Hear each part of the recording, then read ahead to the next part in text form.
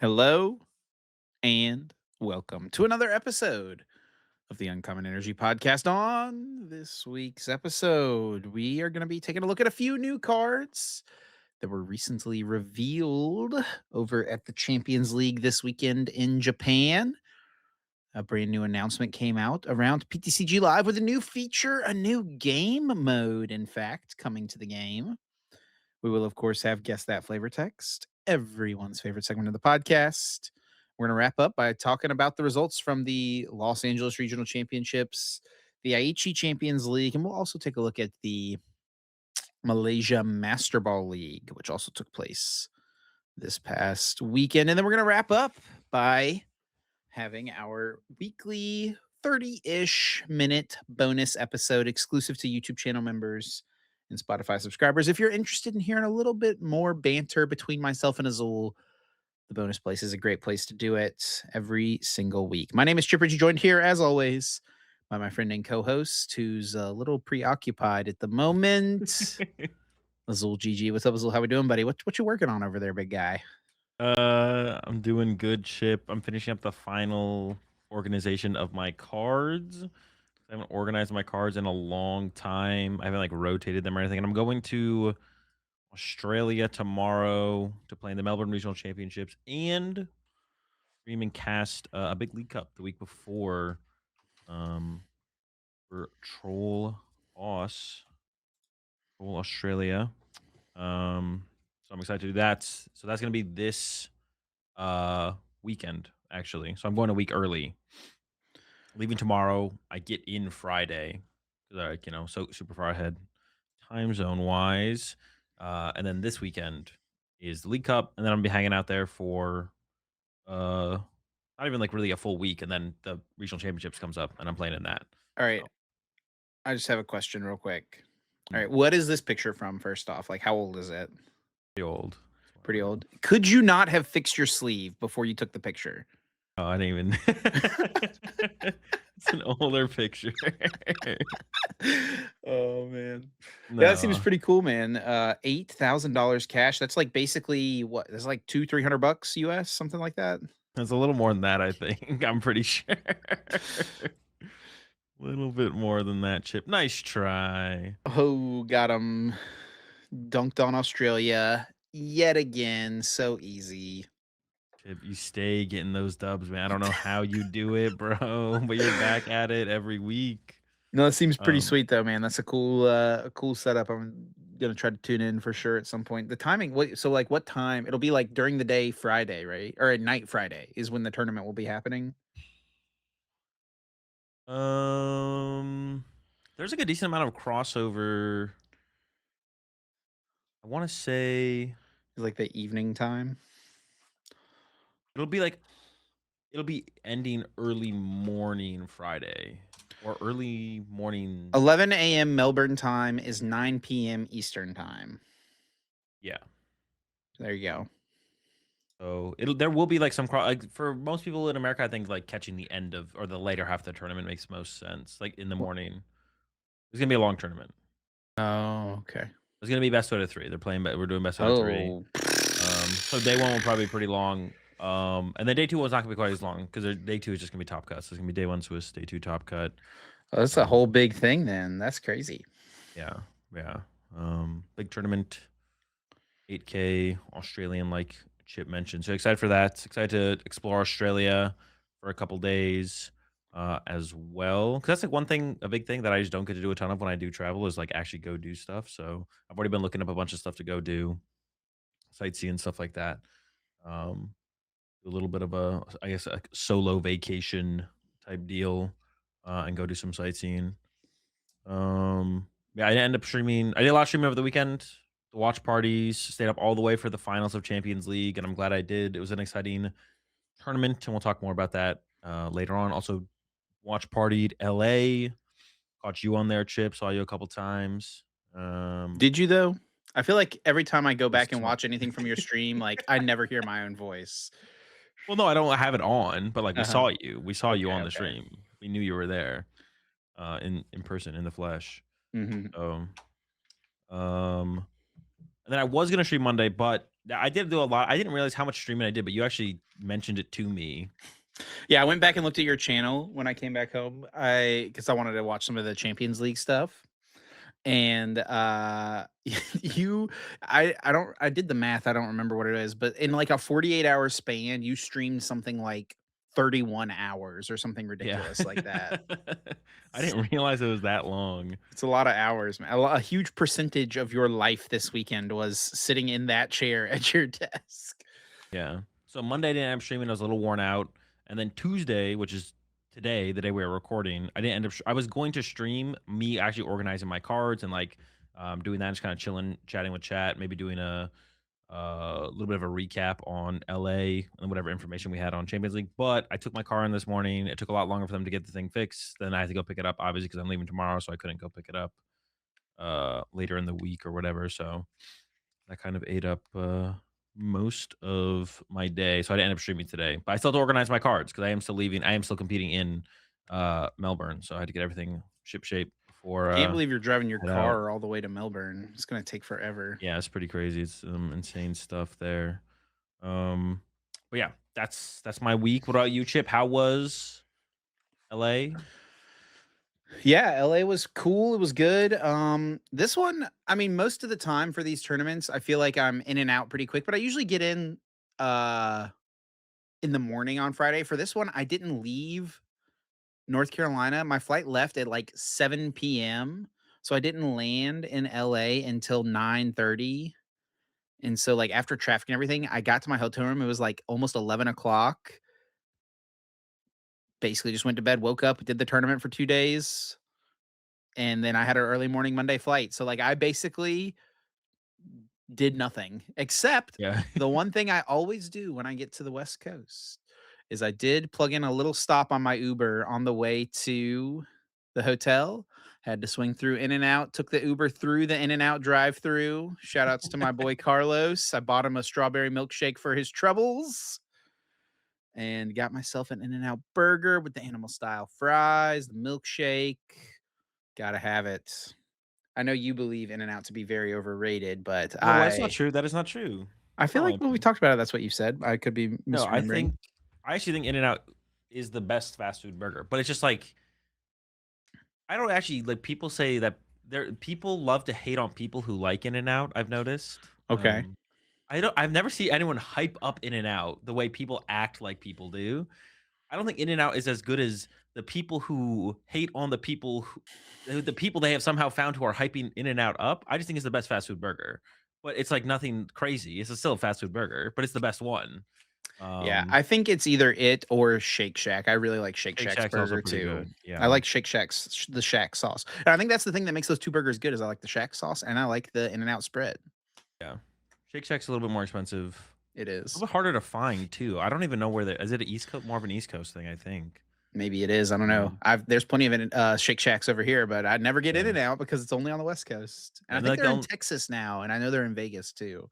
I think the only burger that I haven't had is Whataburger. It's like the only one ever people ever bring up to me is like, "Well, have you had Whataburger?" Whataburger It's is like, "I have not." insanely mid. Ooh. But yeah, I think it is. Yeah, I think for me, it's In-N-Out 1, Shake Shack 2. But if you want something besides a burger, I think Shake Shack is better than In-N-Out.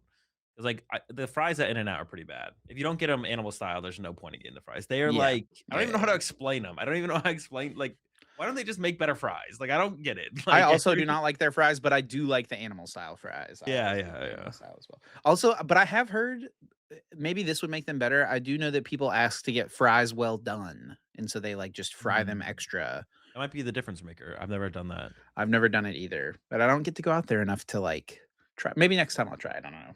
Yeah, get the well done. That might Get be the the well difference. Because done. yeah, the fries are yeah, if you want like burger and anything else, Shake Shack always it takes over for sure. Um, anything else about LA? Not really. No. I mean, we'll talk more about the meta and the tournament and stuff as we get into it. Shout out to everyone who came up and said hello to me through the weekend when I was walking around. Always nice to meet people. But yeah, I mean, it was a whirlwind of I mean, it was a pretty quick weekend. Oh, I will say one thing kind of crazy that did happen is Saturday night. Well, I guess a couple things. So first off, when we got done with the tournament, the Los Angeles Convention Center is right next to Crypto.com Arena where the Lakers play, and Yeah, they're in the playoffs right now. And when we got done was like at the exact same time that the Lakers game finished. And so it was madness trying to get back to our hotel, which was a couple blocks away. It was just so imagine. crowded. I was actually literally about to ask that, how crazy it was down there with the games. 'Cause did they have 2 games? Was it Friday and They had Saturday, or one. was it just 1? No, they had one Thursday, but I think it was in Oklahoma City, and then they Mm. played Saturday in LA, and then they played Monday night in LA. Oh, okay, okay.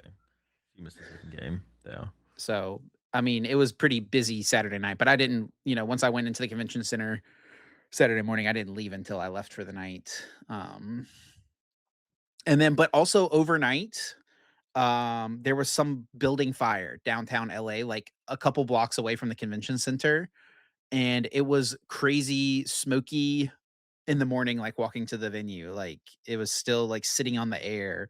It, like, hadn't quite finished putting it out. I don't know how all that works, but that was pretty wild. Yeah. Yep. Well, we had some exciting tournaments. I think we should just get into it. What are you talking about? The first thing we're talking about is We did have new some exciting tournaments, cards. but yeah, new cards to talk about. First, let's talk about the new cards. Here it is. We've got the Ghost Veil archetype. Here we go. This happens every once in a while where they literally just, like, hand us an archetype, and it's like, "Here you go, try to make it work." Lost Zone decks, Night March, Mad Party, and now we've got Ghost Veil. So all of these cards are going to have something to do with the Ghost Veil ability, doing more damage, being required to have the Ghost Veil ability in your discard pile, whatever. And for all the Pokemon who have the Ghost Veil ability, the ability just says this Pokemon can't be affected by effects of attacks or abilities from your opponent's Pokemon. So let's just talk about that fact initially. Yeah, I mean, it's a really powerful ability, right? Like every basic Pokemon, which they had this, it protects you from Monkey Dory, Dusknoir, Phantom Dive, Dragon Ball, and I think it's pretty honestly, obvious that's what kind they're of it. trying to do, right? Yeah, let him live. Like let the basic Pokemon survive. To our evolutions, let's play the game. Gotta damage them the honest way in order to deal with these Pokemon. Yeah, We've got a Poltergeist and a Sinistra. Poltergeist with just 30 HP, fugitive drop, 1 damage counter on your opponent's active. Very, very powerful. And then Sinistra, Matcha Spin. If you have 6 or more Pokemon in your discard pile with the Ghost Veil ability, place 4 damage counters on each of your opponent's Pokemon. I mean, I think it's pretty good. It's like the best spread attack we've had in a while. Single And colorless energy. it is damage counters, not damage, which Yep. is generally better. So only Rabsca, like the counter cards we have in the format are Rabsca, Fennel, and then that new heal supporter coming Whoa, whoa, out. whoa. There's another one. The Ghost Veil ability. Oh, true. Yeah, the mirror match is not going to be just like whoever Sinestras first or whatever. I guess I completely cooked off the rip. Then we've got a Shuppet Banette line. Shout out Shuppet for those who don't know. Azul's favorite Pokemon. It is. Shuppet is back. But this time he only hangs down for 10 damage. And then Banette, 80 HP stage 1. Doll Catch, 80 damage. You may search your deck for any card and put it into your hand. If you do, shuffle your deck. Is that like Shuppet's thing? I think that is one of his like flavor text, even like hanging down. Yeah, yeah, There's sounds also that about right. artwork. There's that artwork of Shuppet where he's hanging from the That's, that's what he like on a does. house. Yeah, he stays hanging. These don't seem incredibly good to me. Yeah, I feel like these just exist to be these live the same life that they're the Lampent fodder. lived in the Night March deck. I do like that if you do happen to open the Shuppet, the Banette's not terrible, It's not. right? 80 damage for a single psychic, KO Dreepies, whatever it might be. You know, put some pressure on, find some cards, get yourself out of a dead drawing situation, maybe with the card you search off it. So yeah, that is nice to see for sure. Like there's like the liability of opening Shuppet, which you probably just don't ever want to do. But if you do happen to open Shuppet, you can make use out of it with the Banette. Spiritomb has the Soul End attack. It's a basic 60 HP Pokemon. Worth noting, it does not have the Ghost availability. If you have 13 or more Pokemon in your discard pile with the Ghost availability, choose two of your opponent's Pokemon and quadruple the number of damage counters on each of them. I don't think I can remember a card Yeah. that had the word quadruple on it. I don't even know if I remember a card that says triple on it. No, I think we've only ever doubled. I'm so like so glad we're seeing them take these steps into I don't know, maybe it is a little slow still. I just want to see bigger numbers for like some of the things. I think we've been saying this for a little while though, like healing numbers. Sometimes when something heals a lot, I'm like, thank goodness, because like, dude, all right, I got pissed. Wait, just bring this card up real fast. Go to like what card is this? Oh my gosh. Go to like Pokemon proxies and look at the Garbodor. Do that. Do that for me. Go down. It's in the Chaos Rising set. It's not pitch black. Okay. Just read the ability. As a dark type. If your Pokemon's active Pokemon has any Pokemon tools attached to it, its attacks do 20 less damage. What are we doing? 20 less like it could say 100 and this thing would be terrible. Like let's just beef these numbers up on some of these things, make them interesting. Like this is insane that this card exists. 20 less damage. It's probably a Brave Bangle. They're still getting plus 10. Like Bro, what are this we might does this come from doing? like a theme deck or something in Japan? Like I don't know. I guess maybe, but I don't know. But some of these things are just like the numbers are just so weird. Like there's no potential for utility, or they could say 100. It could say 100 less damage. This card would still be garbage. Like it'd be absolutely terrible, right? Or I see what you did maybe there. what? Oh, I didn't actually mean to do that on purpose. It's just like so annoying to like see all these like just like and sometimes it feels like they're trying to make the cards competitive, but it's like, just beef these numbers up, bro. Like even stuff like Fennel, have it heal like 80 damage from all of your Pokemon. The card is probably still bad, but then if it is good, that probably makes things more interesting and not like broken. Obviously, there is like a point. Like if they said like I don't know, 1,000 less damage. Maybe it could be problematic, right? So we don't have to go to an extreme, but I feel like 100 would not be an extreme here at all. It'd be like a counter to festival lead.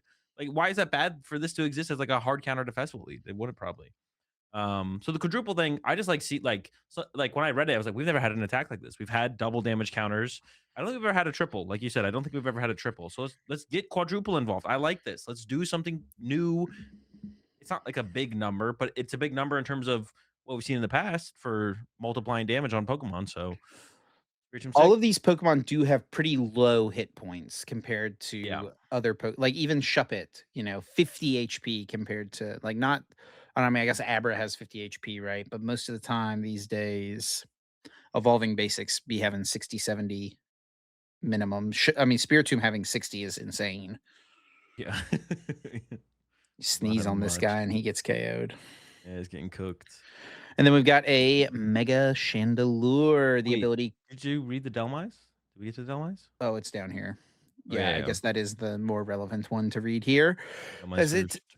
4/1 Psychic has the Regretful Rage 30 plus. If you have four or more Pokemon in your discard pile with the Ghost availability, this attack does 140 more damage. Speaking of beefing up some numbers, Yeah. That's like not this is like that's pretty good. Like this is probably the I feel like this is the best card. 170 for one on a one prizer with a Yeah. pretty easy to fulfill requirements. I think you could like pretty easily like also because the basic of Sinestra has free retreat. So if you play like 3 or 4 of these plus 4 of those, like you're gonna be able to get into Delmise on the first turn of the game pretty consistently. And then getting 4 of them in the discard pile doesn't seem too crazy. Like Lily plus Ultra Ball plus Prism Tower, which we're getting in the Chaos Rising set, not in the Pitch Black set, so it'll be legal when this drops. Like that doesn't seem too difficult. I know you're gonna definitely say it's terrible, but the simplest way to do it for sure Blender. is Brilliant Blender. Petrol Brilliant Blender, but you're seeing so it probably is terrible. It probably is, yeah. But I mean, it's like it probably you probably need more. Yes. Yeah, yeah, yeah. Like you just need more But up in your turn. it does just get you a turn 1 attack with this guy, right? It Which does, it does. is pretty good, man. Is pretty good. And Yeah, it gets you just one more discard away from attacking with this guy, you know? yeah, yeah, it gets you there, and I could see this deck, like, this is, and then, like, you were kinda talking about, like, compared to Night March and Lost Zone stuff, this feels like a combination of, like, a United Wings or Night March plus Lost Zone. It seems like they're taking both of those ideas and kinda combining Man, them. I forgot about United Wings. RIP. Thought about I did think about Lost March before I thought about United Wings as well when I saw these cards. I I remembered forgot Lost about March Lost March first. too. Dude, I thought about Mad Party first. What's wrong with me? The Mad Party. Honestly, though, the party never had its moment. COVID, it was a COVID deck. That's true. Mad Never got Party to was see a its fun deck. potential. Yeah, it definitely was. So, I don't know, this seemed all this stuff together, it seems good. Like, I don't know, I think it will be a good deck. Like, it's hard to believe this won't be a good deck. It does seem like you could play it a couple different ways. A more aggressive Mhm. Elmai style deck, or maybe you just kinda chill a little bit and you go for more of a spread strategy. Any version of the deck will probably be able to utilize both strategies, but you could definitely lean one way more than another, I feel like. Speaking of ways to discard Pokemon with the what's this ability called? Ghost Veil ability. We've got Gwen. Discard 2 Pokemon from your hand, up to 2, I should say, excluding any rule box Pokemon, and then draw 3 cards for each Pokemon discarded in this way. So, yeah, this is a pretty mid supporter, but it does seem very, very good, obviously, with the Ghost Veil deck. And Drawing 6 honestly, cards from the top of your deck is a lot of cards. especially when you are playing all the fodder to supply Yep. the card, right? So, honestly, the Ghost Veil deck is probably gonna be the first deck post-rotation that will play 8 good supporters in the deck, like 8 good draw supporters. 4 Lily, 4 Gwen. No other deck can This do that. this the problem with supporters like this is like you have to like for your supporter to get its full effect, you being required to have something else already in your hand, like generally needing 2 cards in your hand at a specific time for just consistency is not worth it, right? You Yeah. need to be doing something more broken than just making your deck more consistent. And you are in theory doing that by fueling Ghost Veil, but is that like a broken enough thing, right? Is the question.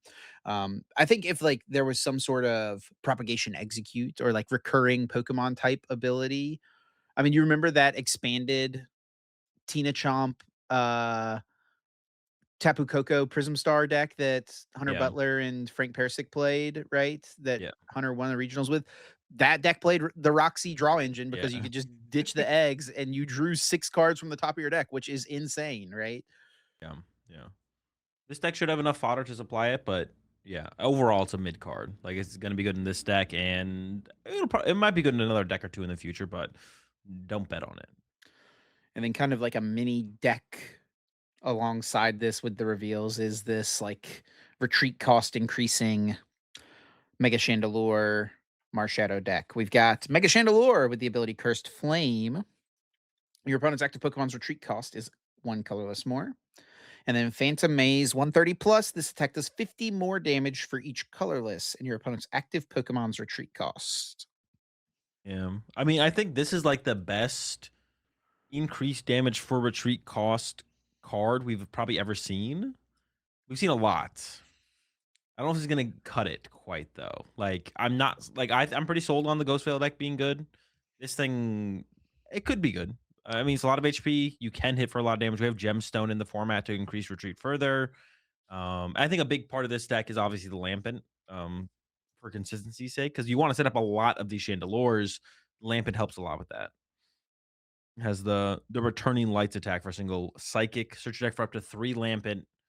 Put them onto your bench, just like Kirlia's Mirage Step and Frogadier's water duplicates Yep. in the past. Yes, definitely a very solid aspect of this. And also, Litwick 70 HP can be found with Buddy Buddy Poffin, very relevant as well. Yeah, I agree. Like, generally, these effects have not been that good. There's been plenty of them over the years. It kind of just depends on like what's in the format. I will say there is also one big problem with this card. What? Oh, Latias. Yeah. Latias could be a little bit of trouble for the big basic decks.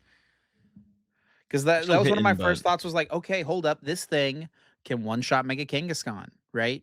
Just built in, and that's with just having one Mega Chandelure in play. You get multiple in play, you're really cooking. it doesn't matter though because Yep, Latias. doesn't matter. You could increase it infinite amount of retreat cost, and it wouldn't matter. Latias would take care of it. So it Yep. might be more of like a meta game. If it becomes good, it might be like metagame based. But if big basic decks just become bad, then like this could have like a consistent home. Another thing to remember with a card like this is like it does have 3 years, right? So I would love to see it be good, but yeah, definitely not sold on it. Another thing worth mentioning: these are or this in the Delmise, they're psychic type Pokemon. They can use Clefairy, they can one hit KO Dragapult, which we're gonna talk about a little bit further in the future here with LA and Champions League, to be honest. But that's a pretty good thing to be able to do. There's also this Marshadow, I'll just read real quick. It's not very good though. 30 Yeah, times the number of colors in your opponent's active Pokemon's retreat cost. A little one prizer, but doesn't yeah. seem great. This artwork is I do love this artwork though. Like he's Hanging out in the chilling, jungle. bro, in the Yeah, bush. chilling shadow. All right. Well, those are the new card reveals. What was kind of because you were live during it? What was kind of your reaction seeing these things unfold? Um, Was it I like, oh, mean, that's it, or was it like, well, no, okay, the Ghost Veil cards definitely were pretty exciting. Like they got a lot of stuff going for them. Like it doesn't seem like I don't know. The Delmise is like really good. Being able to hit for 170, just like turn one going second, seemingly pretty consistently. Like that's just pretty good for sure.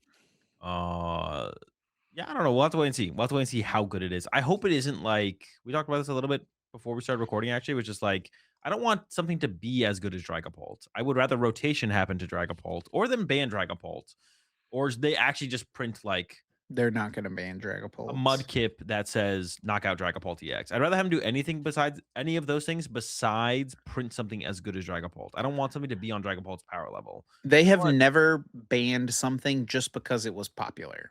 They've never yeah. done that.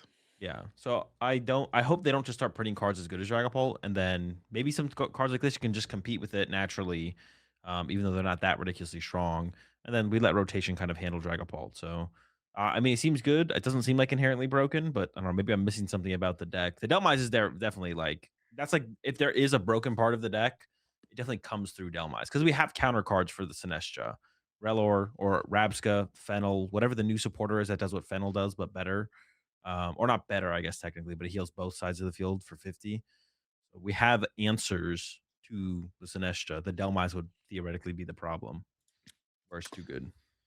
Let's keep it rolling to our next topic. And this actually just happened today, a few hours before we started recording. And that is the PTCG Live tweeted out, get ready to build and use 40 card decks in shorter 4 prize battles as you advance through matches and earn rewards. Build and Battle is making its digital debut as the newest game mode in Pokemon TCG Live next week, May 21st. That is coinciding with the release of Chaos Rising. Hmm. This is pretty cool. It's pretty cool. I miss playing theme decks on PTCGO, and this is what I was talking about or ranted about like 2 weeks ago. It's like I just want them to do something with PTCG Live that isn't like an obvious thing that just needs to be fixed and then do it just poorly. And there's so much more to do with it, anyways. I never even thought about this as an inclusion. I saw Trust Your Pilot tweet out this is something he's been talking about for 4 years. So this is something I had never thought personally. And this is the kind of stuff I want to see more from PTCG Live is them just coming out with things that um, I don't know, something new, innovative, whatever. I really like the idea of it. Seems really cool, and I'm excited to try it out. I don't did they really how many details did they how much details did they release about this in terms of how it Yeah, plays? basically, you'll earn event tokens. It's a new in-game currency. They did tweet in a reply to one of the people who asked about it that there will be these will be obtainable through a variety of methods, and you'll need one Okay. event token in order to do a building battle. Um, your building battle comes with a ready 40 to play 40 card deck, allowing you to jump right in if you choose. However, you also get to open 4 booster packs that can be used to augment your deck. Additionally, you can edit your deck between battles as much as you want. Then you go on, like, a run, right? You play, like, 5 matches total, or Yeah. you try and go 5-0 basically? Yeah, Build and Battle will have frequent events that allow players to try out different Build and Battle boxes from both recent and past expansions. When a Build and Battle event is live, you can enter and compete as many runs as you wish, provided you have the event tokens to do so. Each time, you'll start over with a random new Build and Battle box and deck, giving you an opportunity to try out a variety of options featuring different cards as you work to earn even more rewards. Your progress to save as you play, so you can always leave after playing a couple battles and return later to finish and claim your reward pool. Um, when there's less than an hour remaining in any given build and battle event, players will no longer be able to start a new run. Players, da da da da da. All right. Rewards. As you compete in build and battle, rewards earned will contribute to your overall reward pool. At the end of each individual battle, you'll earn the next win or loss reward depending on the result. For example, if you win your first battle, you'll earn the first win reward. Then if you also win your second battle, you'll earn the second reward in the win column. If you were to lose that second battle, you would earn the first reward from the loss column instead. These rewards won't be redeemable until the end of your run, but once you do, they'll be permanently available for use outside of the build and battle. Additionally, you get to keep the cards from your build and battle box. Oh. Seems like a cool way to help people get into the game a little bit more as well.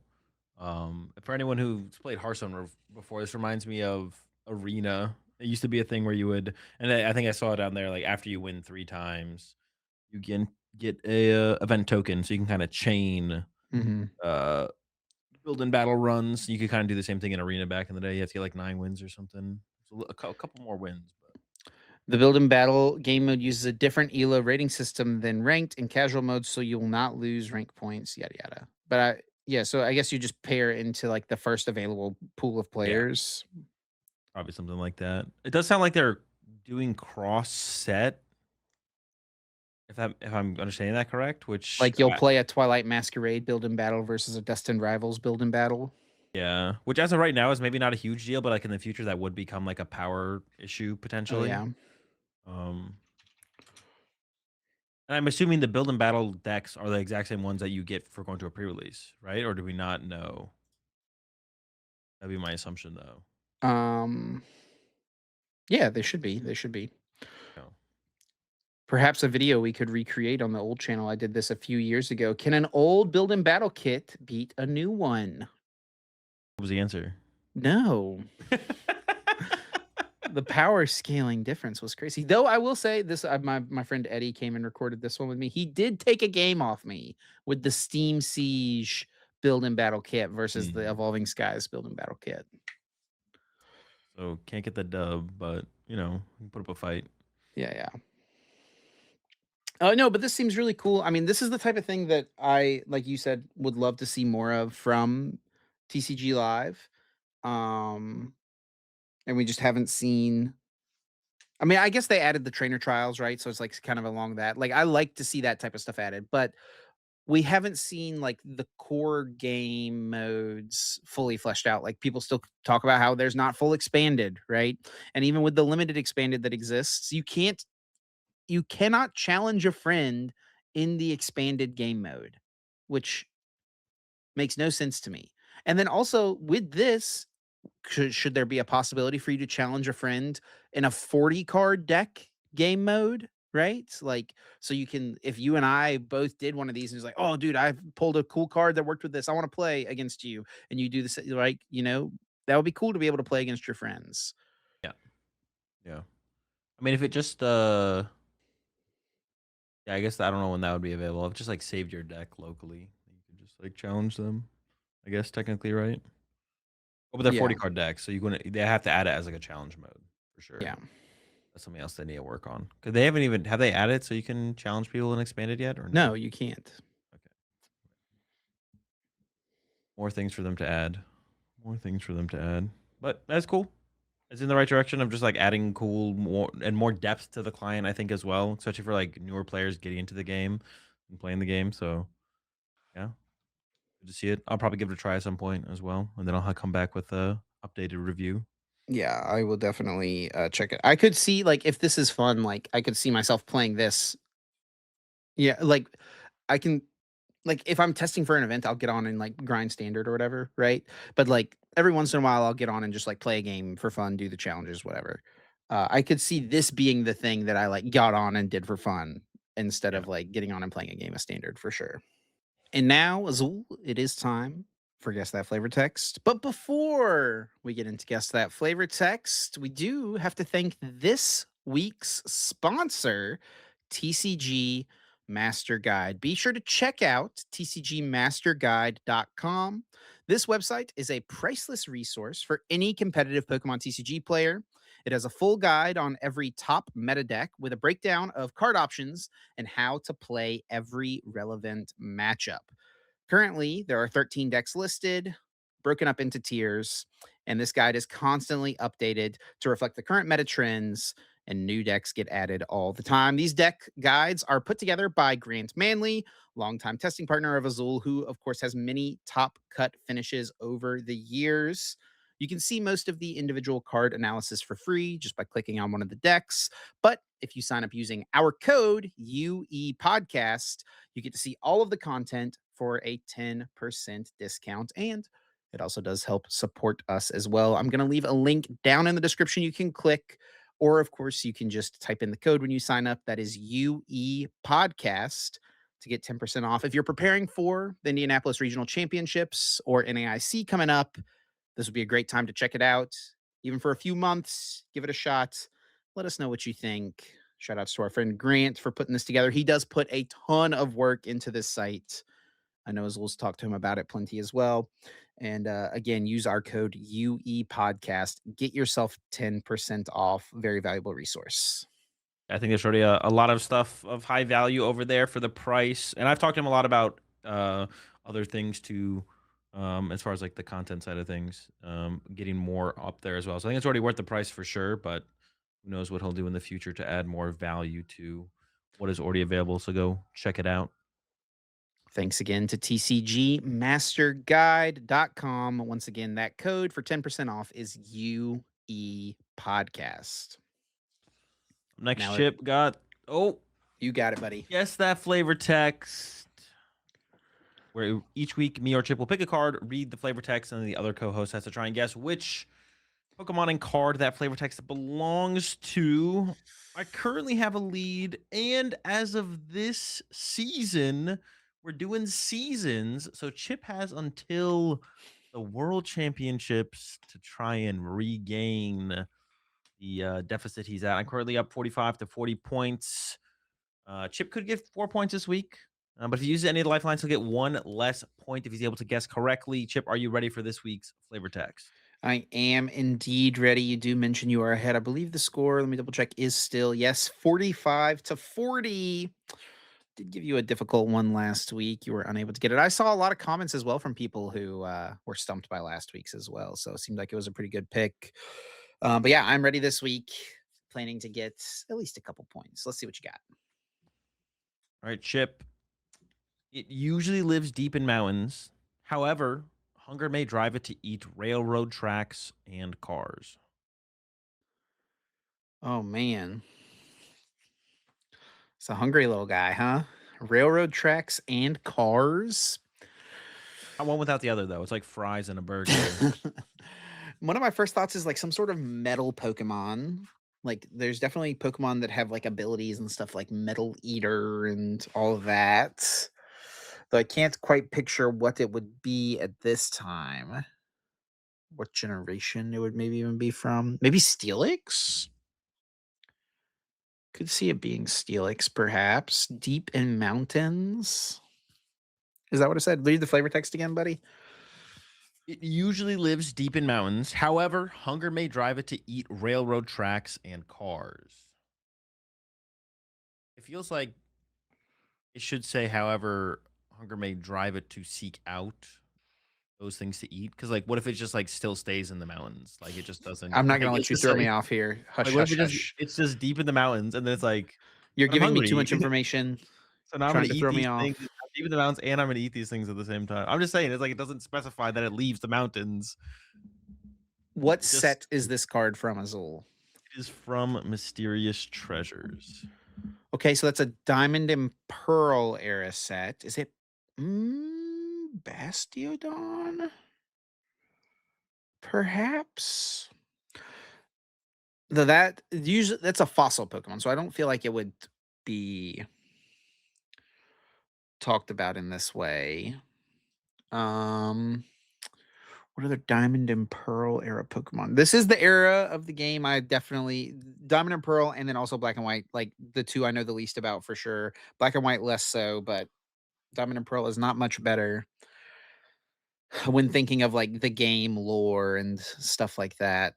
Um, I guess it could be Heatran. I think it could be Heatran.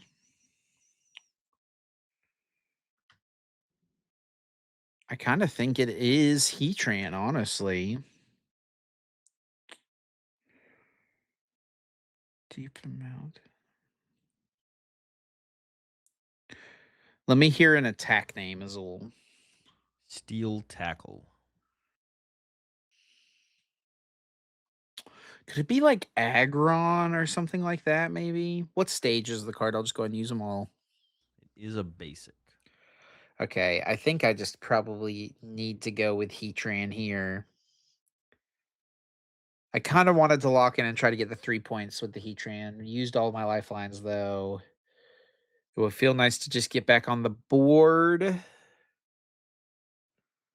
But I think if there could be anything else, I mean, this sounds like, I mean, it's definitely, I could see it being some sort of like legendary Pokemon or legendary esque, some like non evolving basic. What other basic metal Pokemon could it be? Skarmory? I don't think. Yeah, I'm gonna just Heatran's got that big jaw as well. That thing could definitely open up and eat some cars. Let's go with Heatran as well. I'm gonna lock it in. All right, Chip. The Heatran is locked in. You were almost on the right track there. Oh, With that in mind, do you have a get? You have a secondary guess here? I was almost. Is it Aaron? It is Aaron. Dude, how big is this guy? He's eating cars? He's What? he's a foot and 4 inches tall. Come on, man. He's out Steel here. Maybe tackle. he more like nibbles on them. Maybe he's not, he makes it take a little bite out of them. A Yukamori art as well, Azul. Hmm. There he is. He does not look like he's feasting on cars and railroad tracks. I You feel get a like the bite. railroad track thing, I think I would have gotten maybe to here if it didn't say cars. But I guess it's not having to like I was envisioning like whoosh, eat the whole Yeah, car in a yeah, bite, but I guess it could just be like munching on the side of the car. yeah. He can just take a little. But the real question is, does he have them stockpiled in the mountains, or is he leaving his home deep in the mountains to go get these cars and railroad tracks, or someone deliver them to him, and he just gets hungry, then eats them there? That's what I want to know. Well, another week, another goose egg for me. The Mhm. cars just threw me off. I just wasn't thinking about it the right way. I did say Agron though. Yeah, I think Heatran was a pretty good guy. It's hard to like maybe Steel I Tackle don't could have feel like drove you Steel Heatran away. has steel tackle. Yeah, Heatran don't be and that having is the one steel thing that I tackle. thought would maybe be able to get you to like think about it being like a little guy was the Steel Tackle. It's like, well, it's got to be something like a pre-evolution. There's not one in uh what what's it called? Mysterious Treasures. Look at that one. Look at the Rumble one. Look at that. The Dude, do derpy you know how little much these cards are worth, these Rumble cards? millions, thousands, Did you have hundreds. them? I had a set. I had like one back in the day. I I think had a a set that I Mewtwo. bought on eBay in like 2016 for like $20. I'm sure they're worth now. Every single card in the set is worth a gajillion dollars. Yeah, it's just silly. The especially like the Mew and the Mewtwo, Oh yeah. $500. Oh, not actually. Lightly played, $500. Near mint, 1,000. Oh, okay. Yeah, you might actually be right. Finding these things near mint sounds impossible. Yeah, they Oh, I were had the all potato Mewtwo. I had the chips. Mewtwo, not the Mew. The Mew I've never seen before. I've seen the Mewtwo before. The Mewtwo They don't even exist in near mint sales 550, 450.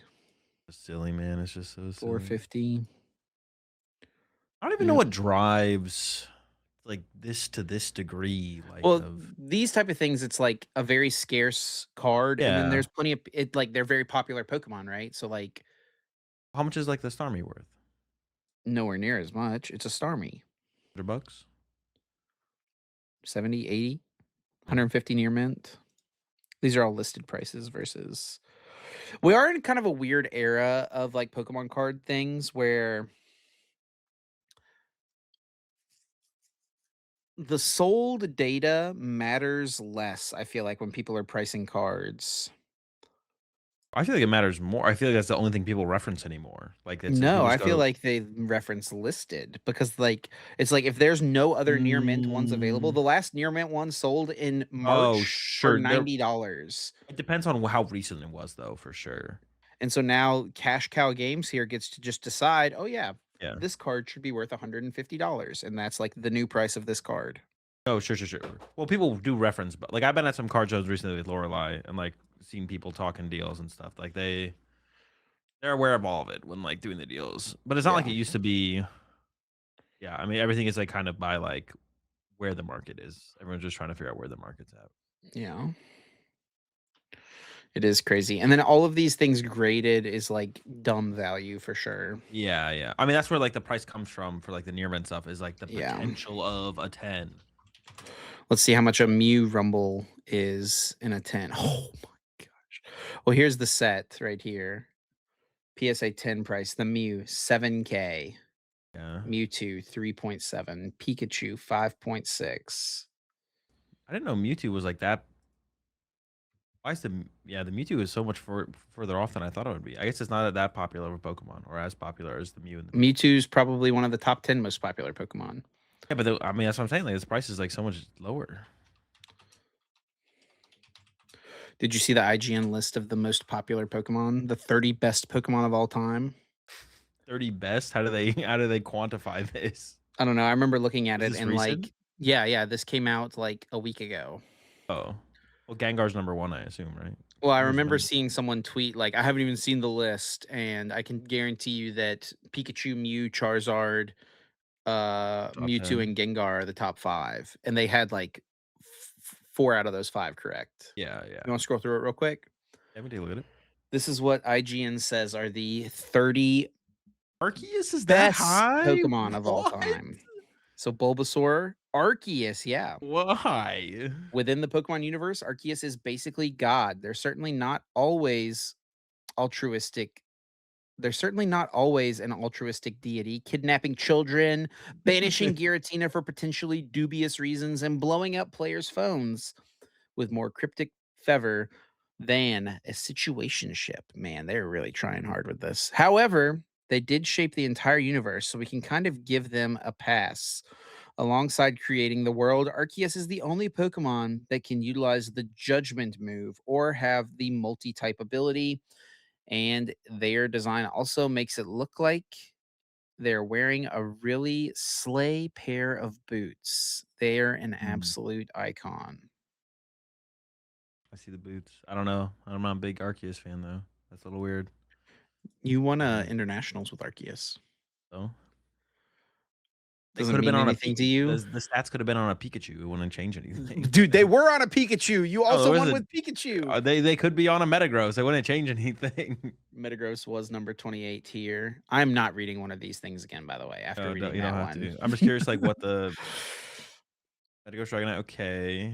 Do you have any do you want let's do your predictions of what like the top 10 will be. I mean, it's Charizard, Mewtwo, Mew, Gengar, Blastoise,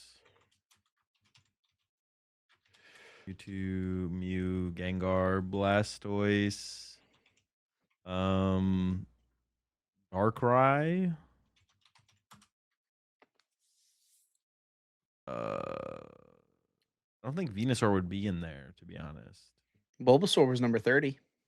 Yeah, but I don't think people like Venusaur might be in like the top 20, but I could just see it being out of the top 30 as well. I don't know. I'm kind of running out of Pikachu. I forgot about Pikachu. Put him in there. I don't know who else would be a top 10. I've Mon. seen the list, so I can't say. Oh, I just can't think of popular Pokemon. Yveltal? Probably not, it's too new. You can go old school. Gyarados? Probably Gyarados. Rayquaza. That's 10, right? That's 9. What? Um, We can just roll with 9. That's your top 9. yeah, sure. All right. Dragonite here at 27. Dude, Halucha how? at Dude, 26. Ditto. I I didn't know. remember watching a Jay Witz video a long time ago where he did like his top 10 favorite Pokemon of all time. And Ditto in there. Ditto was his number 1. And he also ended the video by saying, and also you can't be mad that I didn't pick your favorite Pokemon as number 1 because Ditto is my number 1 and Ditto can be every Pokemon. So I did pick your favorite Pokemon as my number 1. Pinky. Okay. Piplup at 24, Flygon at 23, I'm not mad at those. The Hooch is weird. Oh, Eevee, maybe there's like an evolution in the top 10. I could see that. Yeah, keep going. Flareon maybe or something. Lucario at 21, Sure. Mimikyu at 20, Dialga at 19, Absol at 18, Snorlax at 17, Gyarados at 16. So I not guess in the that's top top 10. 10. Snorlax is what I should have probably put in Well, it my also top. wasn't in the top Yeah, 10. wasn't there. Tyranitar 15, Greninja 14, Gardevoir 13, Ho-Oh Okay. 12. Does that give you anything you want to add to your top 10? Oh, you put Lugia. Yeah. Yeah, they are mostly older Pokemon. Psyduck, hold up. Wonder what they're what? Dude, how's Garchomp number 10? Garchomp's an insanely popular Pokemon. Alright, my bad. Suicune though? Suicune at number 9, Mew at number 8, I don't think Darkrai's in here. Squirtle at number 7, Celebi at number 6, Gengar at number 5, Rayquaza at number 4, Mewtwo, Pikachu, and Charizard Is at there no number Mew? Am I 1. miss Did we miss Mew? There is no Mew. Dude, this is what is this list based on? There Like is Mew is no Blastoise. There is no Darkrai. But you did it, get it's just Rayquaza there it's at the just an last opinion second. piece. An opinion piece on the best Pokemon. Let me.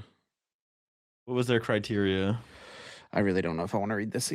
All right. 30 years feels like a lifetime. And for some of us, including Ash Ketchum, it is. That's how long Pokemon has been a part of our world. And what a lifetime it's been. There's a lot to celebrate in the year of Pokemon's 30th anniversary, from the vast library of amazing games, the phenomenon that was and is Pokemon Go, and the long time running anime that opened our hearts up to an electric rats. I'm going to skip here. And why would you want these 30? As chosen by our most Pokemon obsessed editors because they're the greatest, and that's why. There are many Okay. methods we could have used to rank these monsters, from analyzing their battle proficiency to assessing how many appearances they make across games, anime cards, and plushies. But we've ultimately gone with our hearts rather than heads. These are the 30 Pokemon that we feel best capture the magic and wonder of one of pop culture's most important universes. Okay. So it's just like opinion So from the someone editors. at IGN really likes Halucha. Yeah.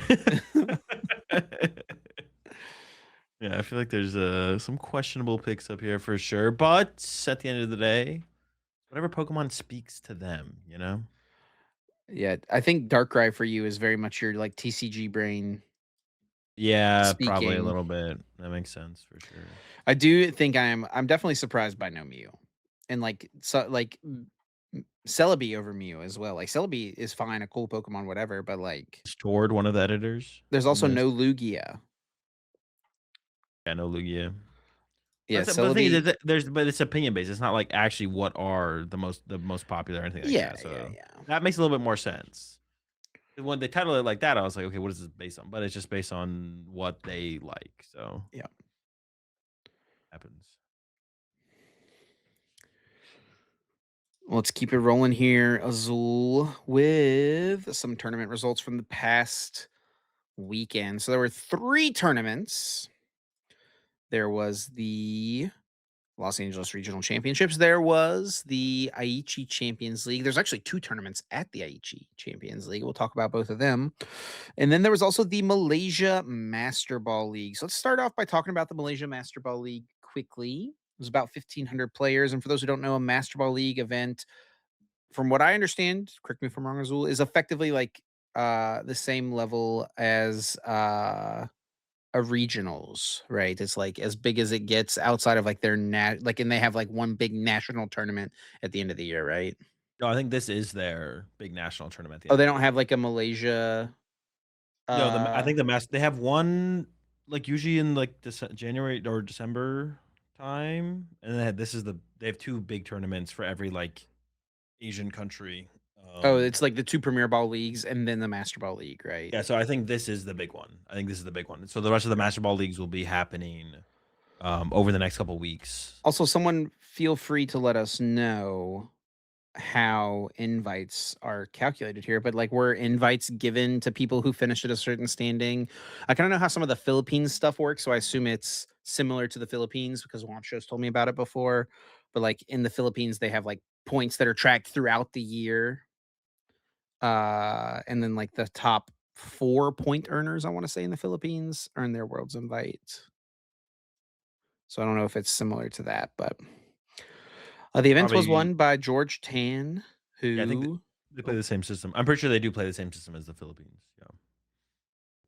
All right, if anyone from PokeStats is listening, one thing that has always bugged me about PokeStats, the website, compared to every other site, is when I click on something, a link on your site, rather than Oh, opening a yeah. new tab, it takes me to like if someone Should is always listening open a new tab. It who should is always a open a part of new tab. PokeStats or who knows someone who is and can send this to them, this is my formal request that you would please make it so that it does not.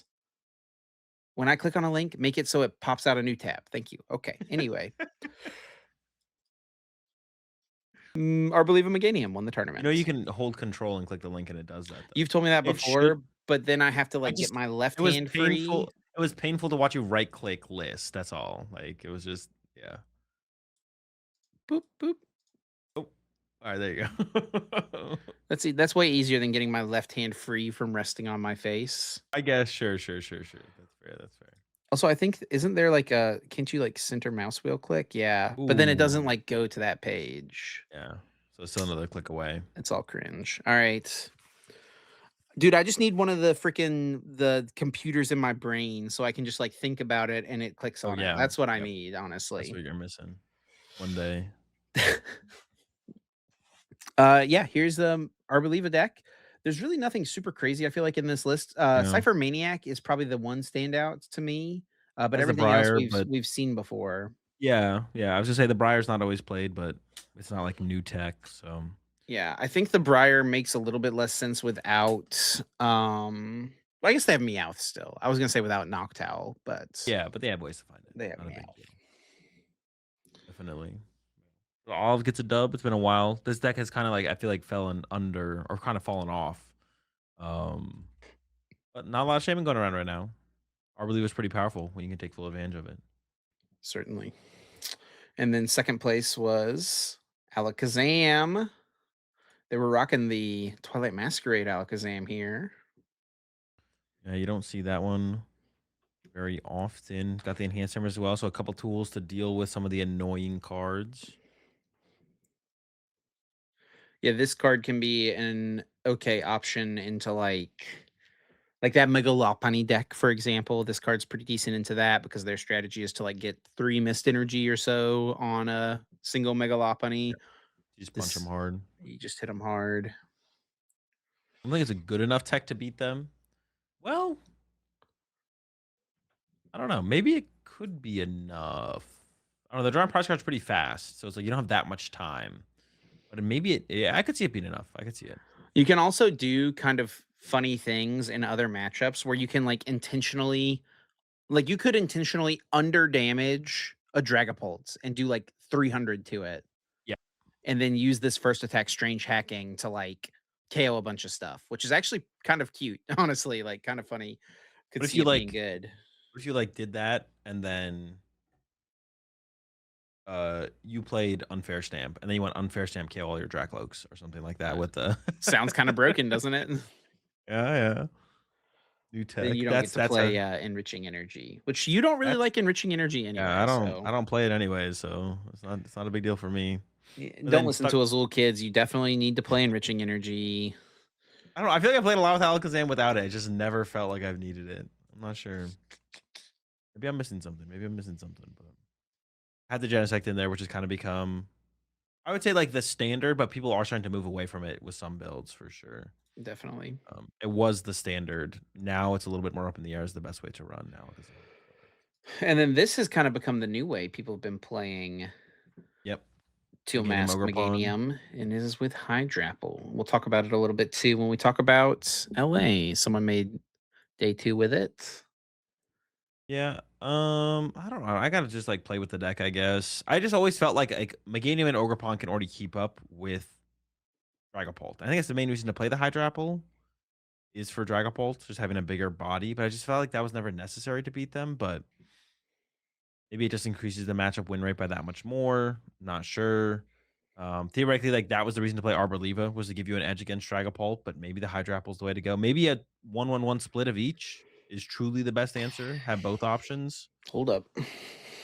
But yeah, I'm not sure how to feel about the Hydrapple yet. I haven't played around with it. Like the core Meganium plus Ogerpon is very powerful. The question is just like what is best to put with that core. And at this event, Polt Blaziken was the most successful variant. There was 2 in top 8, including Nick here. Pretty standard stuff. Nothing crazy, right? I don't think so. And then we can move on from here to look at LA tournament. Azul was watching this weekend. I was there casting 1,849 players, which is a bummer. We Yeah. were definitely there was less event space, it felt like, than the previous LA regionals. I heard there was some construction going on there or something. Was that maybe one of the reasons? It did seem like there was some of that type of stuff happening. So I wonder if like they were given less space than they were supposed to be given, and that's why Yeah. spots were more limited than they should have been, or people would have liked for them to have been. It's definitely very unfortunate because unless this is the one thing like I've defended TPCI on is like year over year events cap space was increasing, I feel like by a reasonable percentage each year. This is like the first time it's not. I think we're expecting the same thing for NAIC based on the numbers so far as well. So Yeah. But I also that's wonder, kind of like, if it is a disappointing. construction thing, if it was like Yeah. something they didn't really have a control over. Yeah, hopefully this has not become the norm because LA sold out, just as fast as most of the other tournaments. My pick actually for cut, I picked Liam, right? Liam, I think, apparently tried to register but wasn't able to. So Yeah, he was not there. yeah, that's what someone mentioned in my chat that he did try but was unable to. So yeah, I did definitely. Hopefully, this is the only event so far this year I think where the cap was smaller. The last time it was at that location. So that's unfortunate to see. Yeah, I don't think my player that I picked to make top cut went to the tournament either. Who'd you pick? Alex Szymanski. Oh yeah, I heard he did not make it to the tournament as He well. didn't make it out, right? Yeah. Yeah. Before we jump into just breaking down the decks, though, I do have a complaint um, about the way. And actually, Benji made a tweet about this. We could bring up Benji's tweet. I didn't see this. So a new rule came out, which says, and now this is, I'm not trying to be like a super strict stickler here with like Oh, sure. to the second. I It's did I did see this. yeah, suggested reasonable time. First deck search, suggested reasonable time, 45 seconds. At some point in the tournament, I did just start timing people because I was curious. And apparently, Hedrick did get a warning during the match where I was like, they're letting him go way too long here. Why is he not being prompted to finish up this search? I don't know what their protocol was for it though. Maybe they were fine with just letting the players rock and then penalizing them afterwards. And he did end up getting a double prize penalty in a later match. I don't have anything Just so against. that is generally how pace of play penalties are given. Oh, they just let the Is players rock and then they. they finish a turn and then Yeah. they assess the warning and then the penalty. It's probably the Uh, better way to do it as yeah, well. and then Yeah. also give time extension for the time that they believe was, taken, quote, unquote, from the other player. Okay, cool. Yeah, because yeah, I don't have anything against Hedrick personally. My problem is with like seeming like nothing was happening when Hedrick was sitting there and taking a minute and 30 seconds. Two first turn deck searches in a row. It was like a minute 30 both times. If I mean, if I was him in his situation and I was allowed to do it or wasn't being told I couldn't do it, I would also do it. So I have nothing against Hedrick. I want to make that clear. It's about seemingly nothing being done. But it does sound like you get a warning probably for that because it was pretty egregious with this being the new rule in the game. And then he did receive a double prize penalty in the finals match later on. So Yeah. that would be the escalation from a warning to that. But I'm just saying, like, if this rule exists, I mean, hopefully these continues to happen because it didn't look like it was happening on the stream matches, and it was more than just Hedrick who was taking long first turn deck searches. If the rule exists, to make sure the rules being applied, especially because like the street matches are a unique situation and it's not going to be applied across the board to like all the tables. Obviously, like if someone takes and like I'm not like saying like it needs to be exactly 45 seconds. If they take 50 seconds, 53 seconds, who cares, right? It's not that big of a deal, right? And even it does say suggested reasonable time. It's not even giving like a hard number to like follow for. Obviously, like at the normal tables, it's up to you and your opponent to hold each other accountable for when you feel like things are taking too long, and then getting a judge involved when necessary because the judge can't watch every single game, or when a judge happens to walk by a game where something is being done. But the stream matches, like we have two judges watching it, so it should just be being enforced consistently, right? There's no reason that consistent enforcement shouldn't happen for something like this on the stream matches. So it definitely felt like the judges on stream were being, and maybe it's just kind of one of those things where everyone has to get used to it a little bit, but it felt like it was not being enforced. I'm not saying they should like start a stopwatch and count for 45 seconds, but notice when the player picks up their thing for the first time, watch the clock, and if it goes over an egregious amount, then assess the warning, give the penalty afterwards. Uh, yeah, that's it. That's what I want to say because I very much hold the same sentiment as Benji's tweet there, basically saying like it just kind of felt like people were just rocking with like the old rules. Yeah. So maybe just an adjustment period, but yeah, Let's take a look at the metagame initially. And for the first time, which I was very happy to see, we did show the grouped yeah, metagame as I our like stream that. graphic. And then broke it down Um, later, which I really liked as well. Then went a little deeper and like yes, showed how it was split up. I very much liked that as well. So I hope that we will continue to rock that way. Moving forward, though, people may not like what got revealed when What got grouping everything grouped? together. It looks so much worse when it's all grouped together than whenever it's I don't know, but this looks pretty bad too, where it's 1, 2, 3. Yeah, still looks pretty bad. But this is 31.94% day one meta share for Dragapult. yeah, and it looks like what Robin's doing here on Limitless is a little bit different than what Arcanine does because Mega Starmie was number 2 on the day 1 graph, Mega Starmie Dusknoir, but here it's Raging Ball. But close enough, it's all 6% basically from 5th to 4th, and all significantly less popular than the Raging Bolt, obviously, or than the Dragapult, excuse me. Yeah, That would be a worse timeline if Raging Bolt was 30% of the metagame. a steep drop off. And I saw some people sharing some screenshots around of like the broken Lugia times Yeah. and um even when Lugia was like 30% or Regidrago was 30%, the second most popular deck was usually like closer to 10, right? Yeah, Or yeah. between 10 and 15 even sometimes. Um I would say I think that is probably due to the evolution of the landscape that we are playing in, and less so this deck being that much better than Broken Lugia was. Like the information share, the consensus. Like I feel like that consensus didn't exist to the same degree. The consensus we have now about Dragapult, it took longer for that to happen with Lugia, yes, right? people didn't even know if Lugia was good. Like how Yeah. good is this deck, right? So we're kind of like an escalated process of the refinement of the meta. I think one thing worth noting here as well. Look at the win rate. Like Yep. Dragapult's only got 51%, but you look at these 40s, like everything else, it has the highest win rate as well. No, there's a 52 there for Ogre Pawn box. It looked like. Oh well, there's Electric like, actually has the highest win rate. hey, hey, let's go, Shout out to Dominic Winter. holding it down with the Wintner. electric. Ooh, let's go, Electric Dragonite. There it is. Look, Polt, Polt, Polt, Polt. I heard, who was it? I don't remember who it was. Someone hit like 11 pulls in a row or something, or 9 pulls in a row. It was Henry Noah Show or something. Cajun said he did Oh, maybe it was Noah. Yeah. in one of his interviews, but we actually were talking about this backstage because he said that one of his opponents was playing Mewtwo. He must have just forgotten, bro. He just won the game so fast. He Like, bopped him so quickly. It's just like, but that is a lot of look at pulls. this. It's Mewtwo and Lucario and 11 Oh, pulls. 11 pulls. Yeah, I mean, it's not that shocking, especially when it is one of the higher win rate decks. That means the 30% actually goes up, right? So you have a higher chance than 30, was it basically 32? You have a higher chance than 32% because it has like a positive win rate throughout the tournament. There's probably like some way to even make an argument that it's even like 31, it's like more than a 31% win rate, especially based on like the players that play the deck. I don't know, but it's, yeah, there's a lot of Pult, a lot of Pult doing really well. Yeah, and speaking of doing really well, as you click over to day 2, that number from 31.9 jumps up to 47.1, and it's still a it's a 40% greater number than the second most popular deck. Still Raging Bolt though, Raging Bolt holding it down. Um, yeah, I think. I mean, I don't know.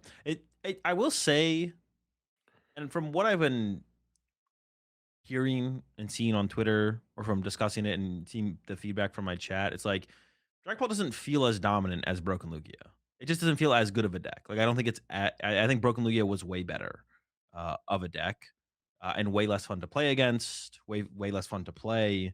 Dragapult's more fun to play, more enjoyable to play against. I guess it feels like so many more decks have a chance. Like your expected win rate against Dragapult is just higher with not Dragapult than it was against Lugia. And even though, but we all agree Dragapult's the best deck, right? So Yeah. there's no discussion. It just doesn't feel like there's as big of a gap between Lugia or as Dragapult and the rest of the metagame as there was when it was Lugia. Look at these conversion rates. The most popular deck being the highest conversion rate That's not as well. that's not good though. That's like I think that's like just like statistically like a unhealthy sign. Like, I don't think it should be that. Maybe I'm I wrong, though. did Maybe there's say something part I'm of it. I missing was saying during the tournament uh But you to can still be the people most like, successful deck, but you would assume that because it's the most popular, there's such a wide range of players playing it. But I don't know if all the best players are playing it, maybe it yeah, does make sense still. that's what I think the big thing is that Maybe it's not that bad. most of the best players for this tournament, as opposed to trying to counter Dragapult, chose to just play Dragapult. Yeah.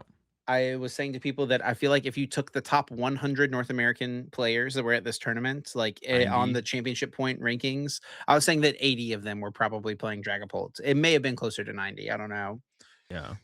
That's not yeah, it's not a terrible number there to throw out. Yeah. It probably wouldn't be too far off. Definitely greater than 50%, that's for sure. And then yeah, that's the times limit. I mean, that means listen, theoretically, it's that much easier to take advantage of the metagame, theoretically. But can you do it? And honestly, this might be one of those things. It's really weird. I feel like I used to like back in the day, but maybe I'm just like misremembering. I feel like I could so much more confidently be like, this is where the metagame is going, or like maybe I feel like I could like play a counter deck to the best deck and not feel overwhelmed by well, now I just lose to half of the rest of the decks that aren't that deck. And of course, does anything really counter Dragapult? Does anything have that high of a win rate against Dragapult? Yeah, that's Not what I'm looking at here. really. Well, nope. This is the opposite of what I was gonna say. I saw the festival lead percentage. I was like, wait a second, that can't be. Raging Bolt, Yeah, Raging Bolt is Rocket like of the Mewtwo. good decks, the one that's standing up to it the best. Cynthia's Garchomp as well, another one. But this tournament, Cynthia's Garchomp, Lucario were not that popular. Yeah. I mean, neither that's what I mean though. Like those decks, just like there's so many decks that they struggle against, right? Yeah, In yeah. the lower half, and that's kind of the problem for any of these other decks. Is just like I don't know. I mean, the Dragon Ball numbers are getting so high. Eventually, it doesn't matter what you lose to of the other percentage. If everything else is 1% of the metagame, if the Dragon Ball numbers continue to grow, then you'd probably be okay with that. I mean, imagine if Nose Cajun, instead of playing Dragapult, had played Mega Lucario, and this is what his matchup, or not Mega Lucario, Garchomp, right? But I do almost wonder because of how good Noah is. like, does he and the Dragon Ball mirror match is fairly nuanced. Actually, just like watching some of the games from LA, but actually more so watching, I feel like Sanosuke from Japan. Like, there's just like so many things Yeah. like to think about and stuff in the Dragon Ball mirrors. I did Like, hear Noah say in one of his interviews that the Dragapult mirror was very fun, is what he said. I wonder if his win rate with Dragapult into the mirror match, obviously against Hedrick, and we saw that match on stream. That one's going to be pretty close, and I think Hedrick probably had the advantage, but Noah was able to squeak out one of those games there. Um, But, like, yeah, is his win rate against Dragapult better with Dragapult than Garchomp because of how good Noah is? That's kinda what I'm putting out there. Like, I don't even know if he would've been able to have the same result with Garchomp, right? Playing a deck that is, like, statistically, if both players play close to optimally, is favored, but playing Dragapult yourself makes it so much harder for your opponent to play optimally, which then leads to you having that higher win rate, which a lot of the top players that they like that. That's why a lot of the top players play the Gardevoirs, play the Dragapults. They avoid stuff like the Golden Ghost that we saw like in the previous format, and they lean now in this format, they lean fully on Dragapult because it's going to give them that skill diff, right? The higher potential to outplay the opponent. Um, but I even at a point where Dragapult becomes potentially 40% of day one, I don't know if we'll see many top players switch off of it.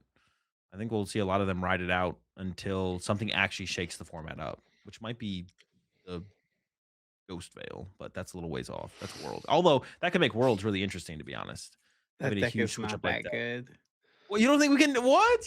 You're done? You're off That the Ghost Veil train? I No, said I Chip. thought it was cool. I never What? thought it was like competitive. All right, I'm winning Worlds with Ghost Veil. First, got to get my You're Worlds not invite. gonna And qualify for Worlds, buddy. I'll figure it out. I'll figure it out. Mega Darkrai to NAIC, get my Worlds invite, then to Nestia. Well, here is the list that Andrew Hedrick used to win the event. Just looking at the top cut as well, real quick though. 11 players made cut, 6 of them or 7, right? Yeah, 7. No, 6 of them were playing Dragapult. So more than 50% on Dragapult. So not only was it Mm, most popular, it performed the best and then did eventually win the tournament in the hands of Andrew Hedrick, his 5th regional championship win. with the crushing hammers. Yep. Got him in there, and after watching him play multiple Dragon Ball mirrors on stream, like, they did the job. Like, it very much gave him an edge in the mirror match, and, like, when piloted well the way he was playing the games, like, yeah, I mean, it seemed like he could pretty consistently get a pretty strong edge in the mirror match, either from just drawing faster than the opponent or kind of allowing the crushing hammers to kind of be the tempo, and, the pace of play shift to give him the advantage, if he did not actually draw faster than his opponent, so yeah, did the job. I think the other things that are worth noting about his list, and I think one thing worth noting after like watching the tournament unfold, like I think straight Dragapult basically is just a Dunsparce Dragapult at this point. Yeah, Like, yeah, yeah, yeah, yeah. the Dunsparce should probably just be in every Dragapult build if you're not playing Blaziken or Dusknoir, and those are the only two other things to consider. And also, I think we saw this from Noah as well. The high energy count, the 4-3-3. We saw from Mateus, I think it was a 4-3-2. And then most of the people have been running like a 3-3-3, but it is just really important to hit energy attachments. So just play more energy. Yeah, I saw Andrew talking about on Twitter how the third dark was like one of the last cards that he figured out. I think he had said he had a handheld fan in here at some point, just more energy control. But the extra dark energy, it makes your attachments feel better, gets your monkey dories more powered up, obviously. The dark is the best one to retreat as well on turn one to get into Badoo. And it's best to like get rid of those, leave your fire psychics available for Crispin, and just having more differing types of energy makes Crispin better in the late game as well. Yeah. Yeah. So there's more energy, getting those attachments down, keeping Crispin alive for the pieces you want. Yeah, he called out a lot of cards on Twitter actually, which was kind of funny. I saw him reply to someone and being like, Um, the initial tweet was like, I think the initial tweet was from Mike Ellis talking about how hard it is to be a Grimmsnarl player when Dragon Ball players can just put 4 crushing hammers in their deck and they have all this space and Yeah. Grims are struggling. And Hendrick was like, no, it's actually pretty easy when you don't play bad cards like Paldean Tauros and Brox. And so he is calling calling out the bad cards that people have been playing in Dragon Ball recently, Yeah. and all the free space. Hey, with all that free space, apparently, just put some crushing hammers in. That's where you get your tempo from. Decent result from the list overall as well, with Yep. Caleb and Justin both getting top 32 with the same 60. Yeah. Yeah, definitely solid. I don't know if anyone's flipping heads like Hedrick though. He had like an 8 he hit like 8 heads in a row on stream. I don't know what it's like off stream, but Yeah. on stream, and even in that final situation in game 2 of the finals where he like hit a heads to go for one play, remove the energy from the monkey dory, and then he whiffed the play, and then he's like, "Well, I'll hit another heads, I'll remove the energy from the Draklo." It's pretty fire. Yeah. And then KO the active or whatever. Hey, That's those league definitely promo crushing hammers just hit different, that's the difference yeah. maker right there. It might be, it might be. Make sure you pick them up quick before they spike. Gotta have the optimal hammers. I saw someone in the tweet, like in his reply to his tweet, talk about how it was so funny hearing everyone in the crowd watching live talking about going on TCG Player to buy crushing hammers and stuff. Ooh. And then, runner up, Jack pitcher. First big result since Worlds 2012, That's right? right. He was a senior. He got top 4 with Mewtwo Eels. Yeah. So we see, Dragapult at Unsparse, and kind of like an evolution of the list. We saw Noah playing kind of something similar. We saw Henry Chow, something similar. So going with the Dunsparce, which kind of feels like it's going to be the staple moving forward. But like Noah, like Henry, has the Meowth in here, has the Fez in here. So a lot of players seem just on the same page with like where to go with this deck. And then the No Heroes Cape, right, has the unfair stamp in there instead as the A spec from what we saw from Mateus the week. Was it 1 week ago or 2 weeks ago? Was it a week? 2 2 weeks weeks? ago. And he 2 weeks also, yeah, ago. has Meowth Pheasantipity. I blanked out if you called that out, but Yeah, yeah, that's what I was saying. Yeah, they add the 2 yeah. risers. So, yeah, a lot of players coming to kinda like the same conclusions. The Dunsparce just want more draw power, why not? And then from there, they kinda did things a little bit differently. Crushing Hammers, all in the Meowth and Fez. Dunsparce EX here. I think Henry Chow had a Moltres. The Yveltal in the build from Noah. Yeah, So Henry also called out Moltres as his MVP. yeah, the Moltres is definitely an interesting inclusion when you have like the Dunsparce, which like operates as a helpful hand in those big basic matchups, but it is still worth 2 prize cards. So the Moltres being able to chase down Teal Masks is going to net you a more favorable prize trade. And then we did see a couple Poltnor to round out the top 4. This list from Nick Moffat, Unfair Stamp, Rose's Encouragement with a couple Crispin. And then this other list is from, This let's did see, feel like the hyped build of Dragapult going into the tournament. Like yeah. Poltnor felt like the one that was like it was gaining steam and popularity. And this was like the besides like the other bit, like this was the coolest build of Poltnor, I feel like going back to the Neo Upper Energy and with the Hildas. And we saw uh, was it this was Preston, right? Preston versus Ian series. Yeah. I also Jack versus was it Jack versus Jose? Dude, the Candy Pults, man. Just like Yeah. turn 2 Candy Pult, Leo Upper, turn 2 Candy Pult, Crispin, like jeez. Yeah. Yeah. Preston at least has 3 candy. Jack only had 2. So Yeah, it was a little. you got to keep You our see eye it. on this You guy, do see a lot of. You do see a lot of cards for sure, but it's just the gross thing about it is just like the fact that Dragapult can play at that tempo Yeah. is just so like you have so much potential to like take over games, um, in so many different ways. Like it just kind of adds to the arsenal of Dragapult and kind of yeah, just really the ways that you can play the deck, and things to like take advantage of. So Shout outs to Preston, by the way, North Carolina player. So always love to see an NC player out there doing yeah, well. First big breakout tournament for him as well.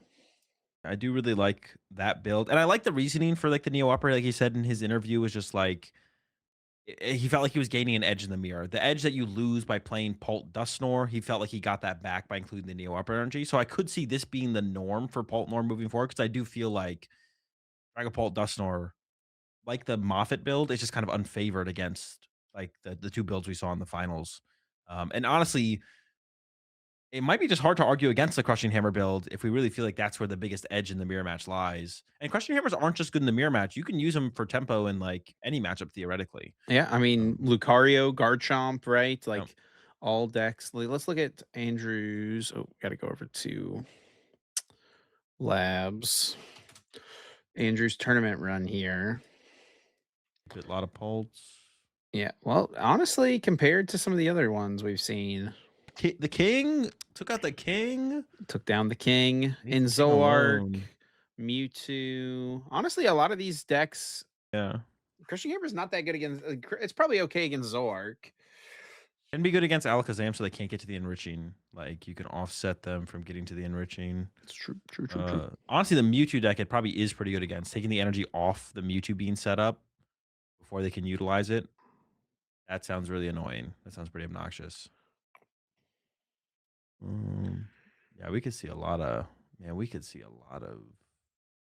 I could see a lot of people gravitating towards the Crushing Hammer build if it just is how you get the edge of the mirror. Oh boy. Then I mean, do we go further? You mentioned the handheld fan. Might have to get that back involved. And then actually, it's at some point you're just like, man, the only thing So that matters is energy. Let's get Neo Upper back involved or Sparkling Crystal. You can't enhance hammer with Sparkling Crystal. First, we start with Neo Upper, then people add Enhanced Hammer, then you add Sparkling Crystal, then people add Tool Scrapper. Just removing energy off Pulse is the strategy. a lot of people, of course, were calling back to the COVID era of the game where Crushing Hammer was very prevalent. Dude, Awful format. so many decks were playing Crushing Hammer. The biggest offender was Dragapult VMAX, it felt like. But dude, Well, I don't even every know if it was Pika Hammers, Pika U-Turn hammers, Hammers. 80p hammers, Eternatus hammers. Every deck played Crushing Hammers just because that 50-50 tempo swing was so impactful. Yeah, it was a big deal. It was a really big deal, and it's a really big deal and big deal right now because well, back then there was a lot of big decks, and Crushing Hammer was good against all of them. But now there's only one big deck, but it's like really popular, so it's kind of still is warranted to be played. I guess I don't know. Um, yeah, this it's. I don't think we're not going to get to that point. We're not playing. I mean, all the Dragapults might end up on four Crushing Hammer eventually. I Who knows? It's Lucario possible. hammers. Lucario to Dunsparce Hammers got the drawn and they recycle the deck. We find our Dude, you wait. Hold have on. Lunatone Solrock. That's I definitely want, better but I than need more. I'm trying to draw more cards. Oh, dude, Dracloak as well. You get that guy in there. Oh, No you can play Rapidash, Hurried Gate, draw a card. trade. Zorak would trade. Zork. Trade Okay, okay, okay, okay. Zorak hammers. No, Zorak hammers doesn't sound very good. We could see some more decks become hammers deck. I don't think so though. One hit KOing Dragapult's not that hard. That's usually a more efficient way to remove their energy from play. I think it's really just the Dragapult mirrors where you're not one hit KOing the Dragapults, where the tempo truly hits the hardest. Um, or where you can try and slow the game down as Dragapult from that. But a lot of other decks just taking one hit KOs anyways. We did have Hail Obernolte in top 8 with Megalopony the Dunsparce. And I will say this is the deck of all the decks in top 8, really, that felt like has the best Dragapult matchup. That's not Yeah, Dragapult. This deck feels definitely. like it's very solid. Honestly, when I saw the bracket, I thought Hail I was going did to win the too. tournament. Yeah, I predicted the Hail dub as well. I didn't even see the bracket. I just saw him in cut. I was like, if he makes cut, I think he's just gonna win. Well, the first bracket I saw had him on the same side of the bracket as the Lucario player, but then the second bracket I saw had them on opposite sides, and I was like, "All right, easy dubs." He's Lucario to lose, and it Yeah, did. But Hail also lost in top 8. I don't think he's mad about the finish either. Yeah, I think this deck is a deck we'll definitely see become more popular moving forward. Actually, you mentioned this to me before we started recording. You think Raging Bolt's going to see quite a spike? One of I the do decks that think. has. I mean, if Ian keeps pushing that prop and we keep seeing it place well, I agree. I think this is the other deck we might see. But honestly, this deck it can beat Raging Bolt. I think if a Raging Bolt player plays well, they have like a 60-40 at least advantage though.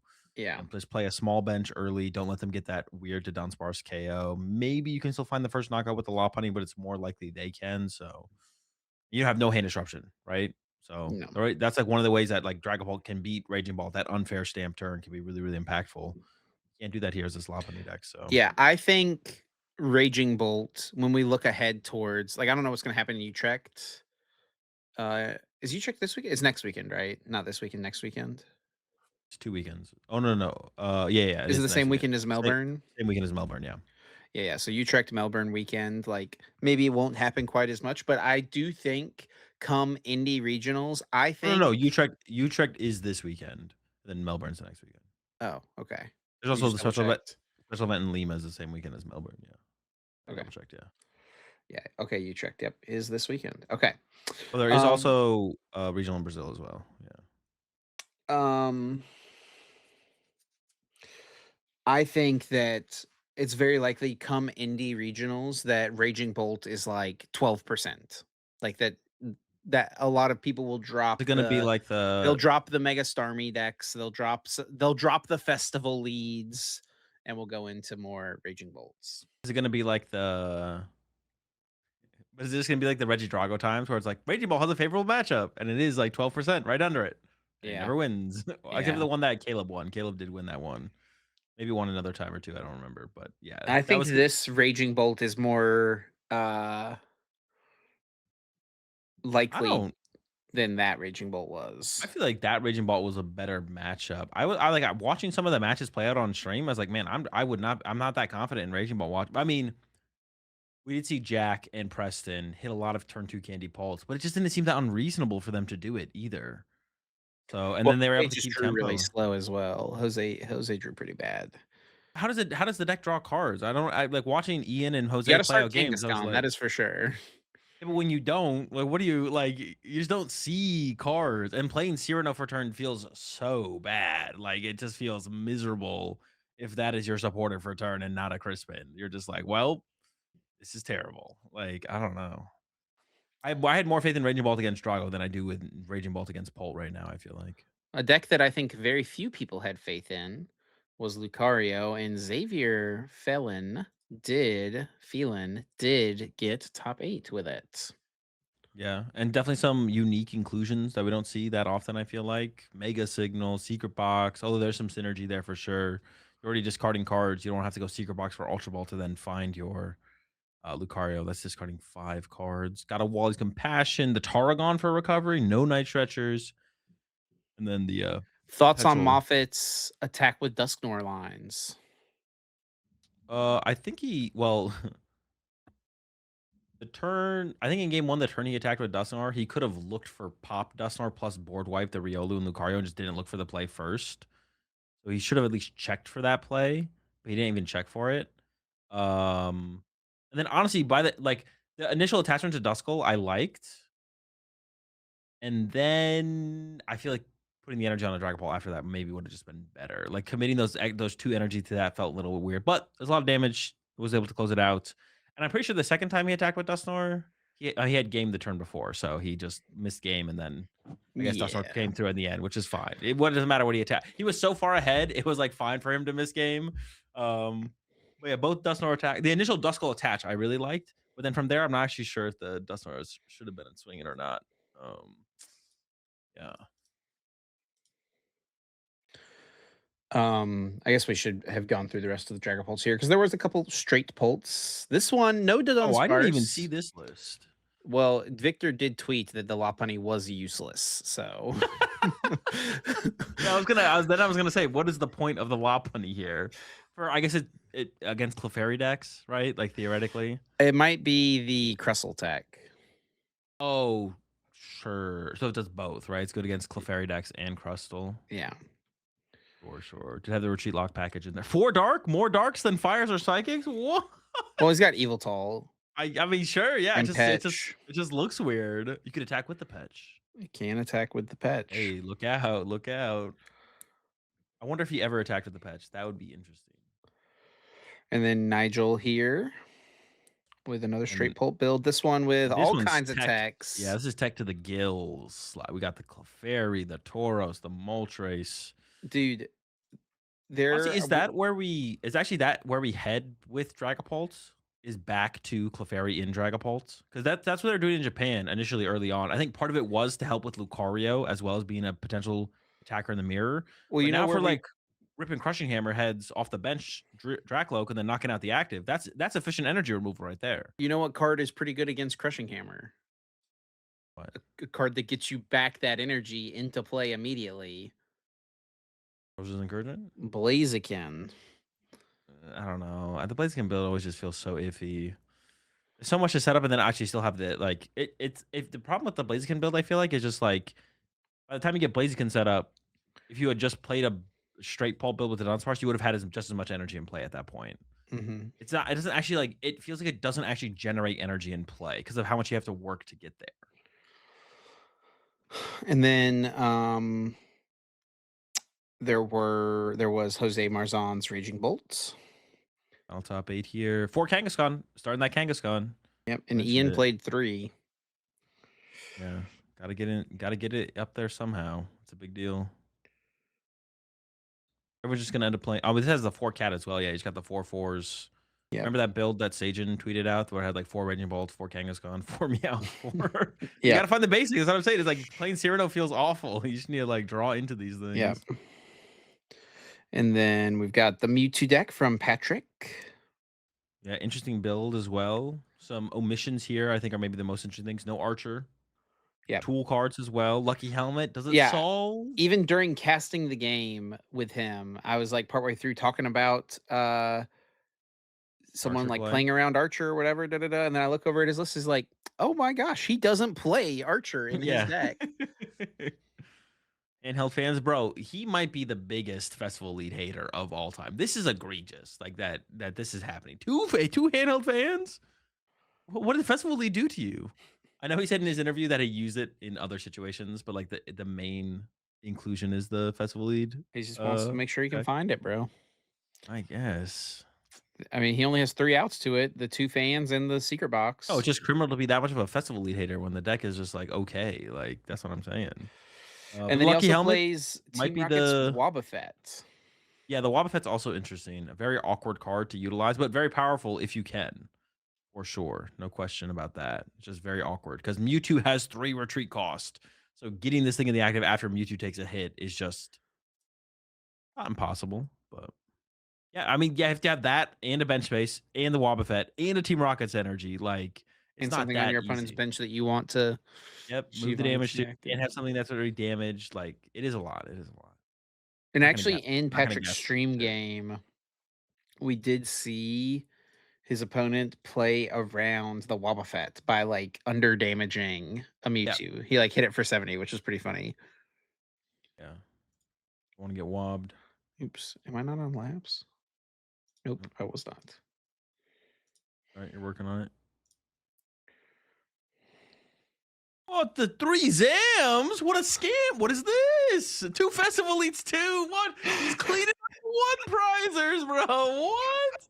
What? That's insane. That is insane tournament page with the deck he played. Oh my The Zams is egregious. that is egregious. Didn't have that maximum belt though for Hale, so that's gonna be a tough one. Yeah, that matchup's pretty rough. Yeah, dude. What is this, man? This is insane. This is matchup roulette right here, but coming out positive. See, people only complain about matchup roulette. Patrick here won the lottery. That's insane. Yeah, just that honestly, once you got to day 2, you were kinda cruising. Like, you took the as a hard matchup against Hale, lost that one, but it's just zam, zam, zam. Get him up. Zam, zam, zam. And then the last unique deck in cut, we did see a slop box make its way through this one, the Prism Energy build Yeah, a little from sloppy. DeLong. Yeah. And this build, a little bit different because it is the not that Crispin's build, it's It's the more Ends like a Plan Ogre build. Pond Yeah. box than a slop box.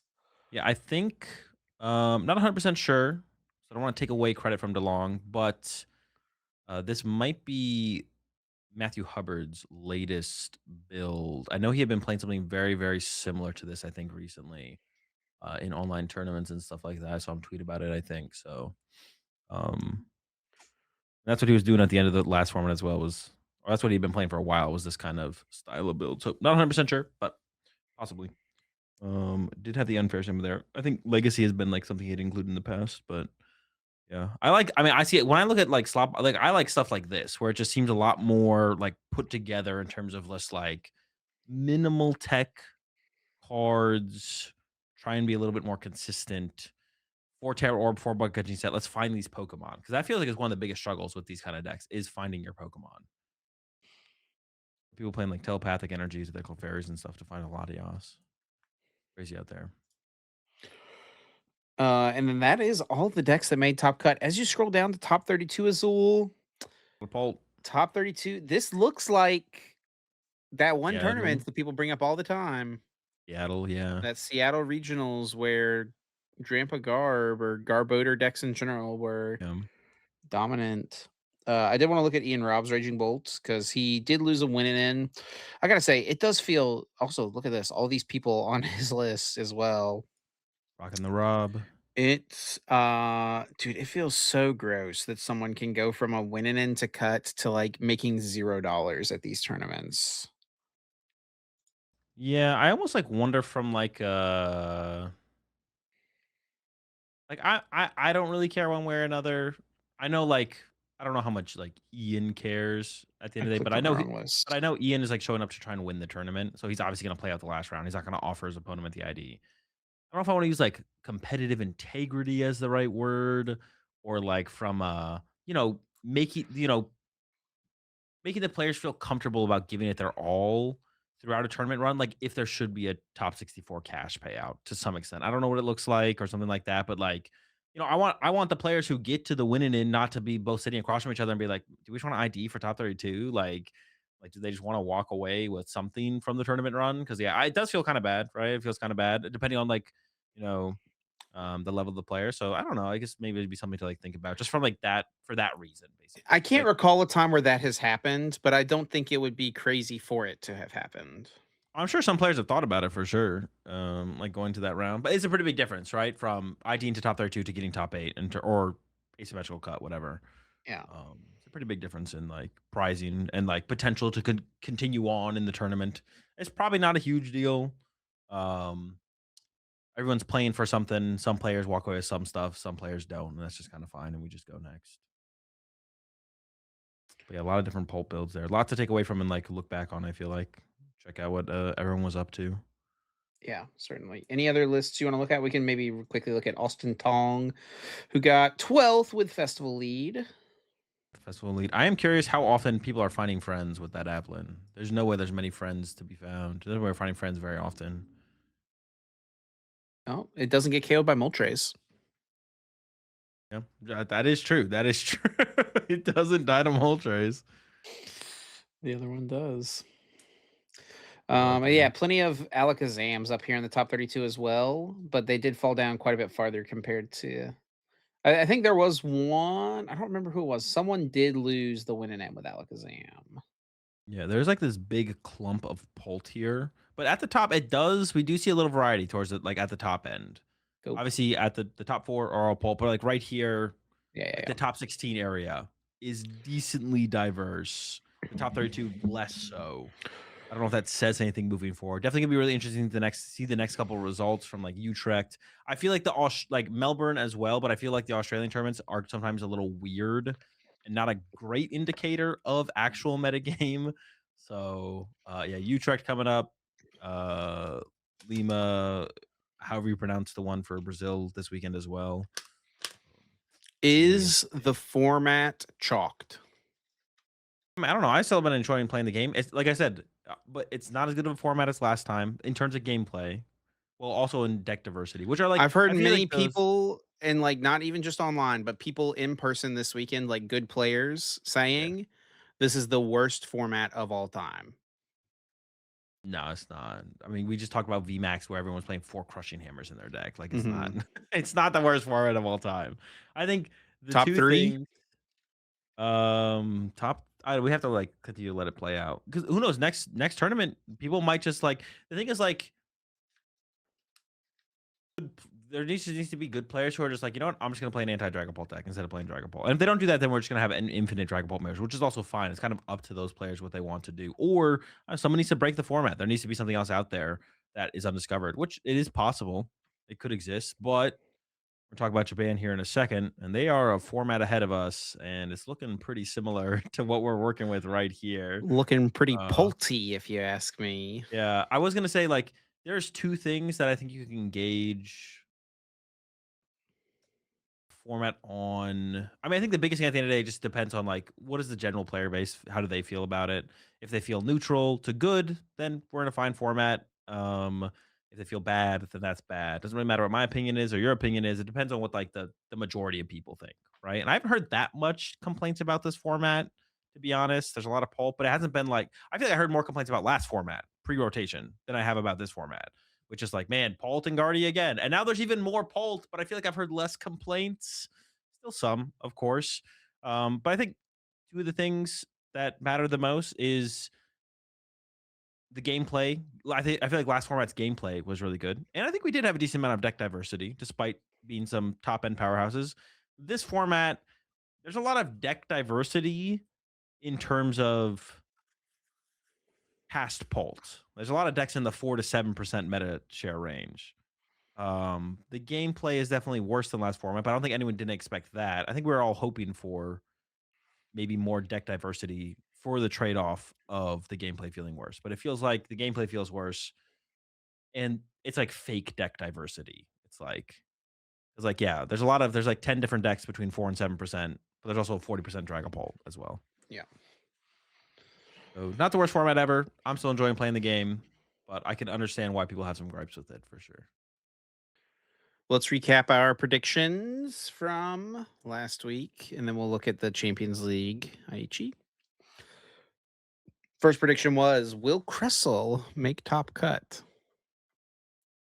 How do we do on that one, Azul? We both said yes. I thought one would squeak in there. Not everyone was teching for it as well. We saw players like Henry Chow playing the Moltres instead of the EX and stuff like that. I thought it had potential to squeak, but it got demolished, right?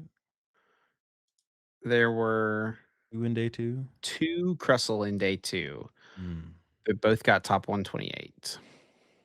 Truin rocked it there as well. Yeah, he played. They both actually. I think it was the same 60. Maybe Melodic. they What is played him that? a lot. Oh no, Truman must same 60 to someone. I saw him tweet a picture that was with What is the someone else's melodic list. beating for us? I'm blank. Toros.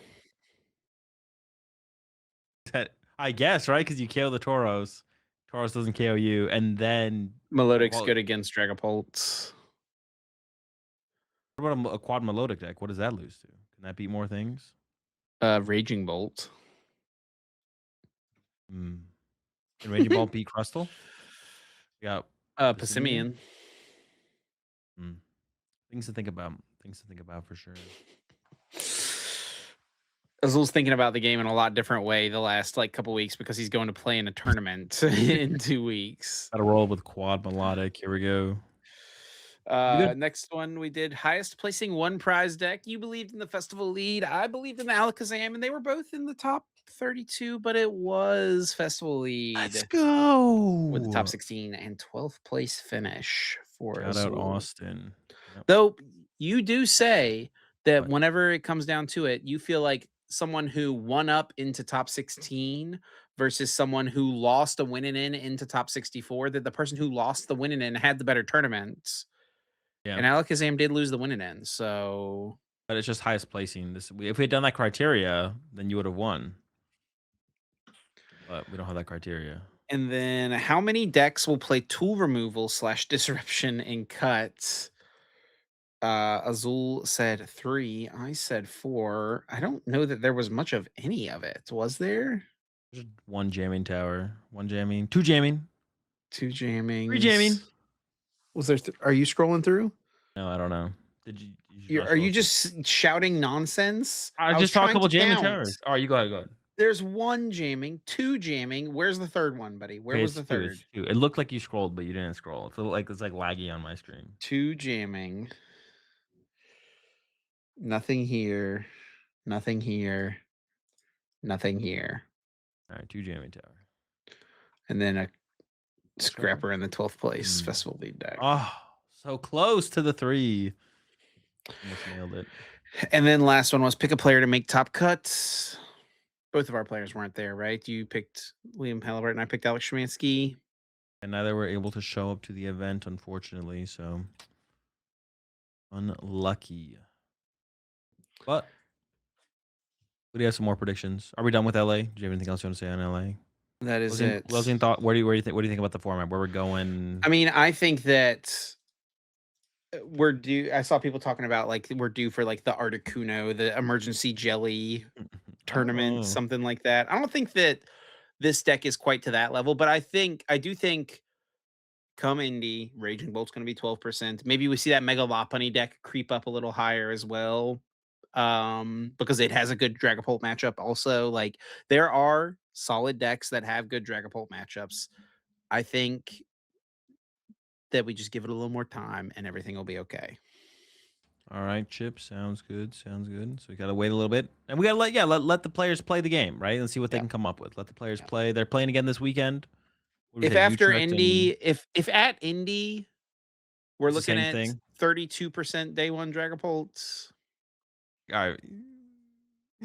maybe. Well, I get no, I don't think it's I think if at Indy we look at 32 Dragapult and then the next deck is like 7, then maybe there's like a little Still, bit of an issue. But I think if we go yeah, like 31 down to like 12 is less bad, right? yeah. It's really hard to like quantify. Like, is it an issue, right?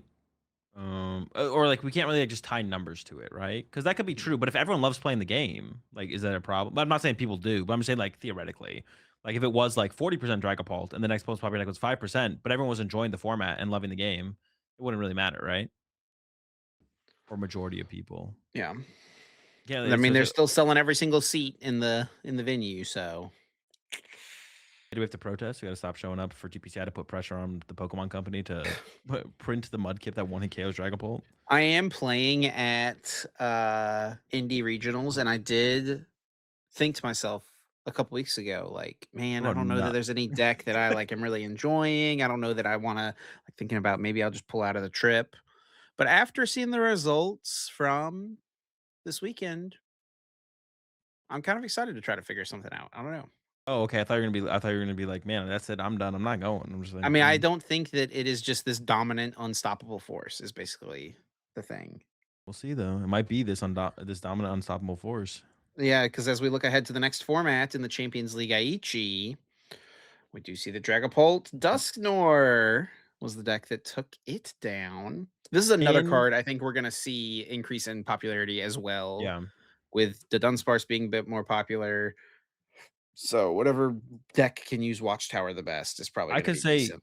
yeah, that might be a way that Dragon Ball players kind of lean towards with like the Lopunny deck, like to have a counter to, especially in this build, like the Dusknor build, like you're not playing Dunsparce, right? So that hits the other Dragon Ball builds. You hit the Lopunny Dunsparce deck. All those cats get cleaned up in that. Yeah, Dragon Ball Dusknor takes it down. Sanosuke on a undefeated run, which is almost more impressive because it was best of one. 20 and 0 throughout 15 rounds of Swiss, 5 rounds of Top Cut, best of one all the way through. 20 and 0, undefeated. First ever The most undefeated major. impressive tournament run of all time. It might be the first person to ever win 2 Champions Leagues in the same season as well. He won a Champion League with Gardevoir 3 Champions Leagues ago. Yep. Um, and I feel like Sanosuke is maybe I wouldn't say he's under. Well, I would kind of say he's underappreciated when people talk about like best players and stuff. Ryuki has had like from Japan has made a big name for himself. Yoshiyuki, but he doesn't like Sanosuke does not compete as much outside of Japan. Nope. So a lot of people don't know him as well. But yeah, obviously runner up 2024 Worlds with that Roaring Moon deck has won 2 Champions Leagues this season, and he's won it with just like what is considered the best deck in those formats. When usually a lot of the Champions League sometimes get won by some goofy stuff. I'm not gonna lie, like, but I mean, Sanosuke, like, I think undoubtedly one of the best players in the game. And like, continuing to prove that here. 2 Champions League dubs, does it Eight undefeated. Yeah. 8,000 players in these Eight, tournaments, yeah, guys. apparently 8,000 players, like super, super impressive. I'm very excited. I wish he competed more outside of Japan, to be honest. I wish he was traveling more. That'd be really cool to see him compete at more tournaments. Because I would imagine that he would be winning some of those tournaments. And we're That's I maybe do that'd be kind of want to cool. go through this kind of quickly because we've kind of been going for a good while here on the episode. Just getting EP. Man, it is. I mean, it's 1 a.m., buddy. I don't know what you want from me. No idea.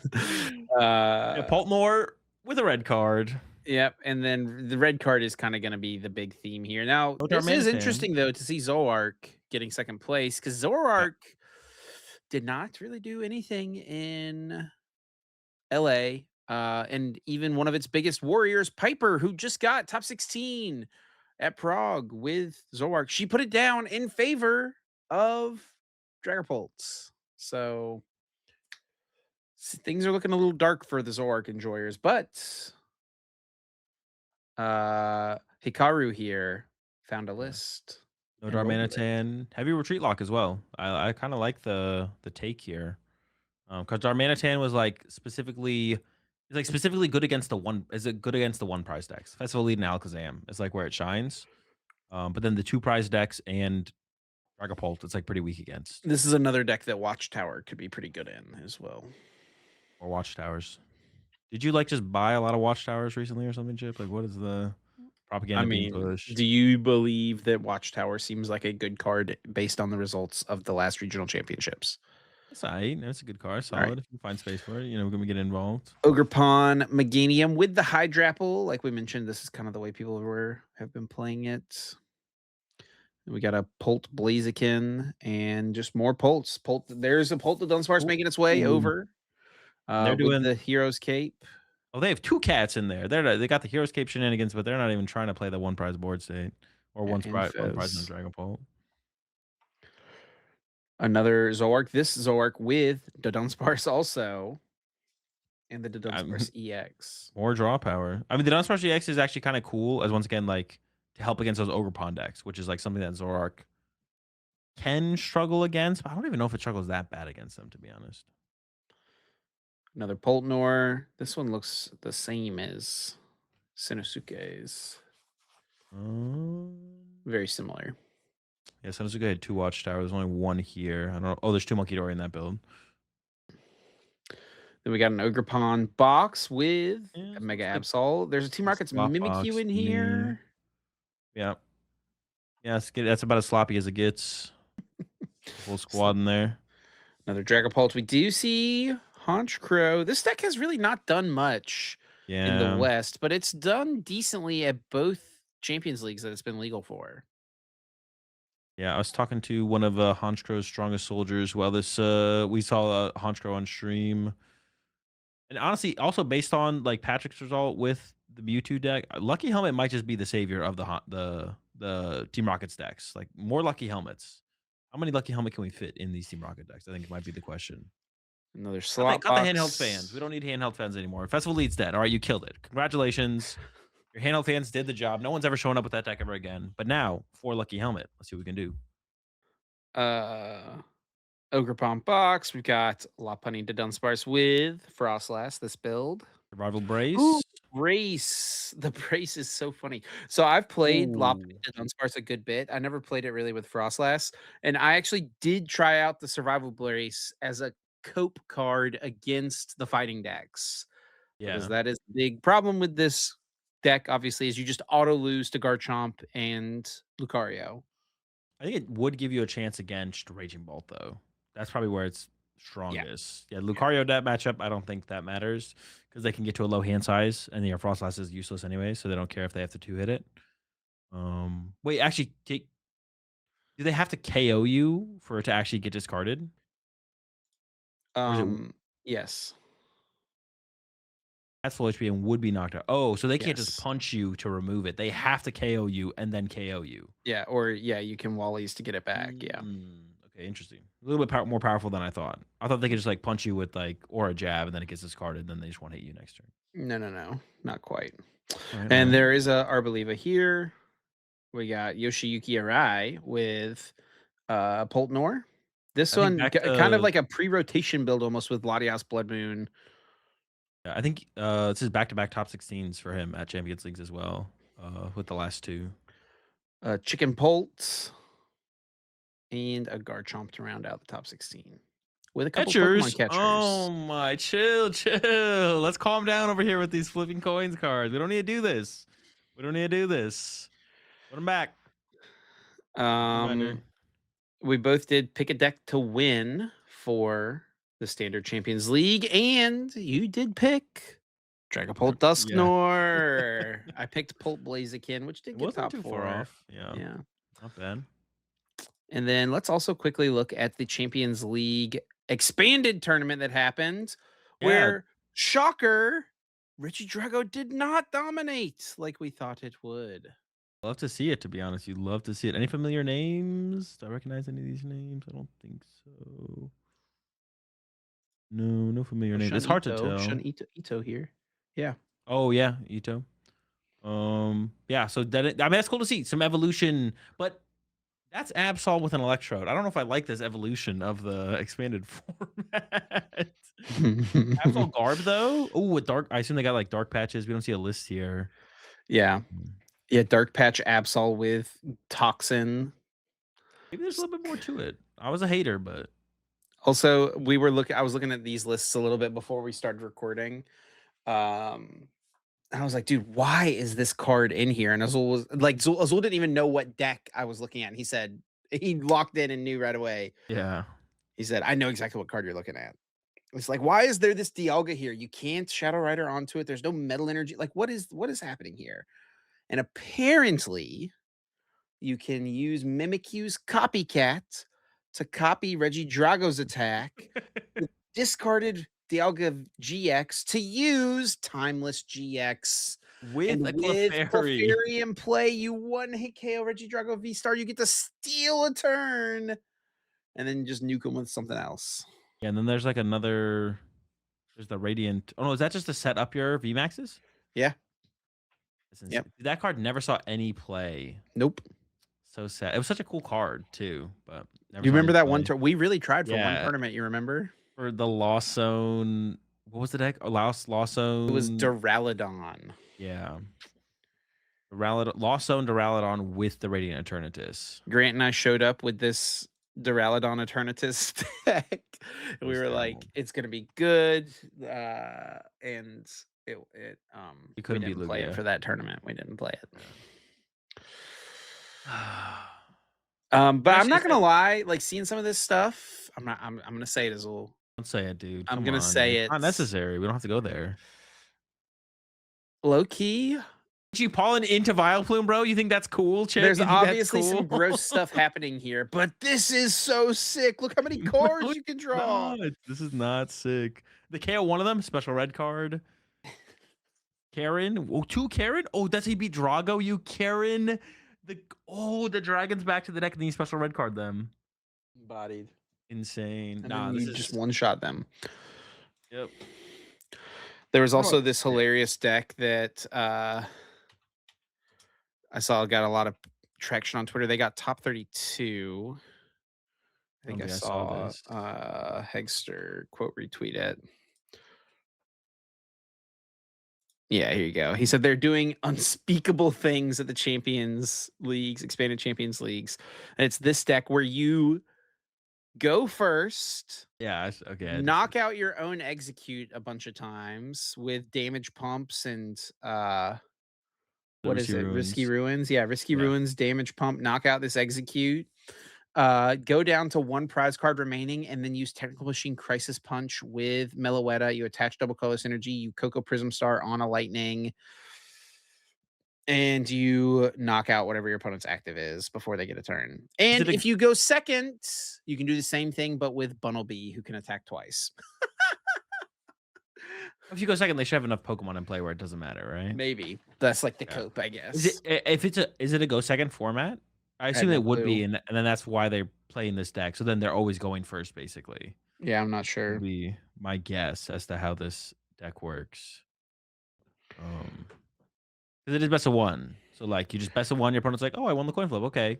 I'll go second. And you're like, all right, cool, donk. I do think like okay, like it seeing this stuff, it doesn't make me wish like expanded was like every other regionals like it used to be. Sure. But I'd be kind of down to see what would happen if we like opened up one big expanded tournament. I'd be down for one. I'd be down for one. Maybe two. Maybe you do one like at the beginning of the year and the end of the year or something. Yeah, let the meta Uh, develop. yeah, sure. I'd be okay with like one or two, but How I doubt expensive do you think it's Double Dragon Energies would be if expanded?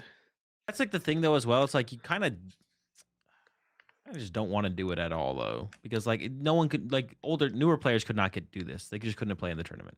It would just be impossible for them to play unless they want to drop like some stacks. We're talking like I don't know. We might like okay. So people, I had this discussion with my chat. Like currently, it wouldn't be that expensive to make an expanded deck, but if expanded became a competitive format and people wanted the cards, Yep. things would be so expensive. Yep. Like look Yep. what GLC did to like one of random The Rosa optimal Raid was stuff. $40. Yeah, exactly. Like, I don't think people understand. I had this argument with my chat. I don't think people understand how expensive expanded would become if people actually wanted the car, needed the cards, and people want to go get the cards. Like Yeah. right now, it's not that expensive. It's not, but it will get really expensive really, really quickly. Um.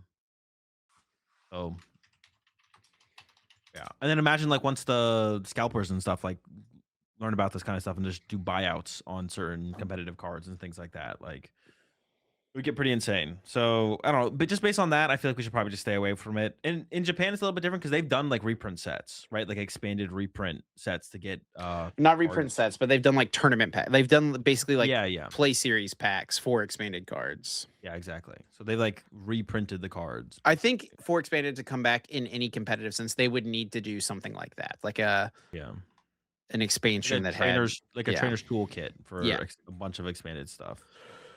Make it accessible. Well, we did make one prediction for the expanded Champions League, and it was how many Reggie Drago V Star would be in top 16. Azul said 11. I said 12. I'm happy to be wrong. I will say that. I'm very happy to be wrong. It was 4. Yeah, it All was. right, Azul. I think that is it for our main episode this week. I was gonna say we did just learn though that there are some events coming up this weekend. Did Yeah. we want to do some last minute predictions? What you got? I mean, So we've got second most popular deck behind Dragapult combined. we got Utrecht and Campinas in Brazil. Yeah, two events coming up this weekend. Uh we probably won't have the Campinas information. No, it should be on Arcanine. Okay. It's only like the special events sometimes that aren't, but all the Okay, regionals okay. in Brazil usually are. So second most popular deck overall throughout the weekend or at one of the specific tournaments? Like yeah, day one, second most popular deck. Should we I pick the mean, tournament and the deck? I'm gonna pick the same deck for both, and I'm gonna just say Raging Bolt. Yeah. I think that's the easy guess. It's kind of like a cop out almost. It's almost like it'll be correct. I will match you with the Raging Bolts, to be Um, honest, 'cause I think wow, that I'm it glad will we be took what it extra time is. to make these predictions. All right, pick a player to make top cut Azul at either of the two tournaments. I'm gonna go with Oyvind. Hopefully he Ooh, is going. He's a regional, so I feel like there will be more. Like yeah, what that's what we say about the European special events. Sometimes not all the top players show up, but and he's very much locked up for his Worlds invite. But yeah, going Oyvind for Utrecht. I don't think he's going to Campinas. yeah. That'd be a Um, I'm gonna go with. I feel like I always like to pick this guy for Latam, and I'm gonna go with William Azevedo. solid pick. Solid pick. All right, Azul, that is it for our episode. Got anything else you want to say before we get into our bonus episode? Oh, send us out, Chip. Thanks a bunch, as always, everyone, for listening. And of course, as always, if you do enjoy, please be sure to leave us a like, a review, rating, comment, subscribe. Those things do help us out a bunch. Let us know you're enjoying the content over here, even if it is a 2 hour long episode. Really would appreciate it. Be sure to keep up to date with us over on the Uncommon Energy channel. We got more new videos coming out over there. And if you want to stay up to date with myself and Azul, the best place to do it is over on X. You can follow myself at Chipperchi, Azul at AzulGG. You can follow the podcast at uncommon_energy. And one last reminder to check out tcgmasterguide.com. The sponsor this week. Use our code UE podcast to get 10% off. Yeah. Appreciate the support as always. Good luck to everyone playing this weekend. Feel free to say what's up if you catch me in Melbourne, whether it be at the Cup or the regional. We will have another episode out before the regional, but excited to go visit Australia. Kind of almost have like a little bit of a vacation as well. Take some time off. Yeah. See y'all next Wednesday, 7 a.m. Eastern.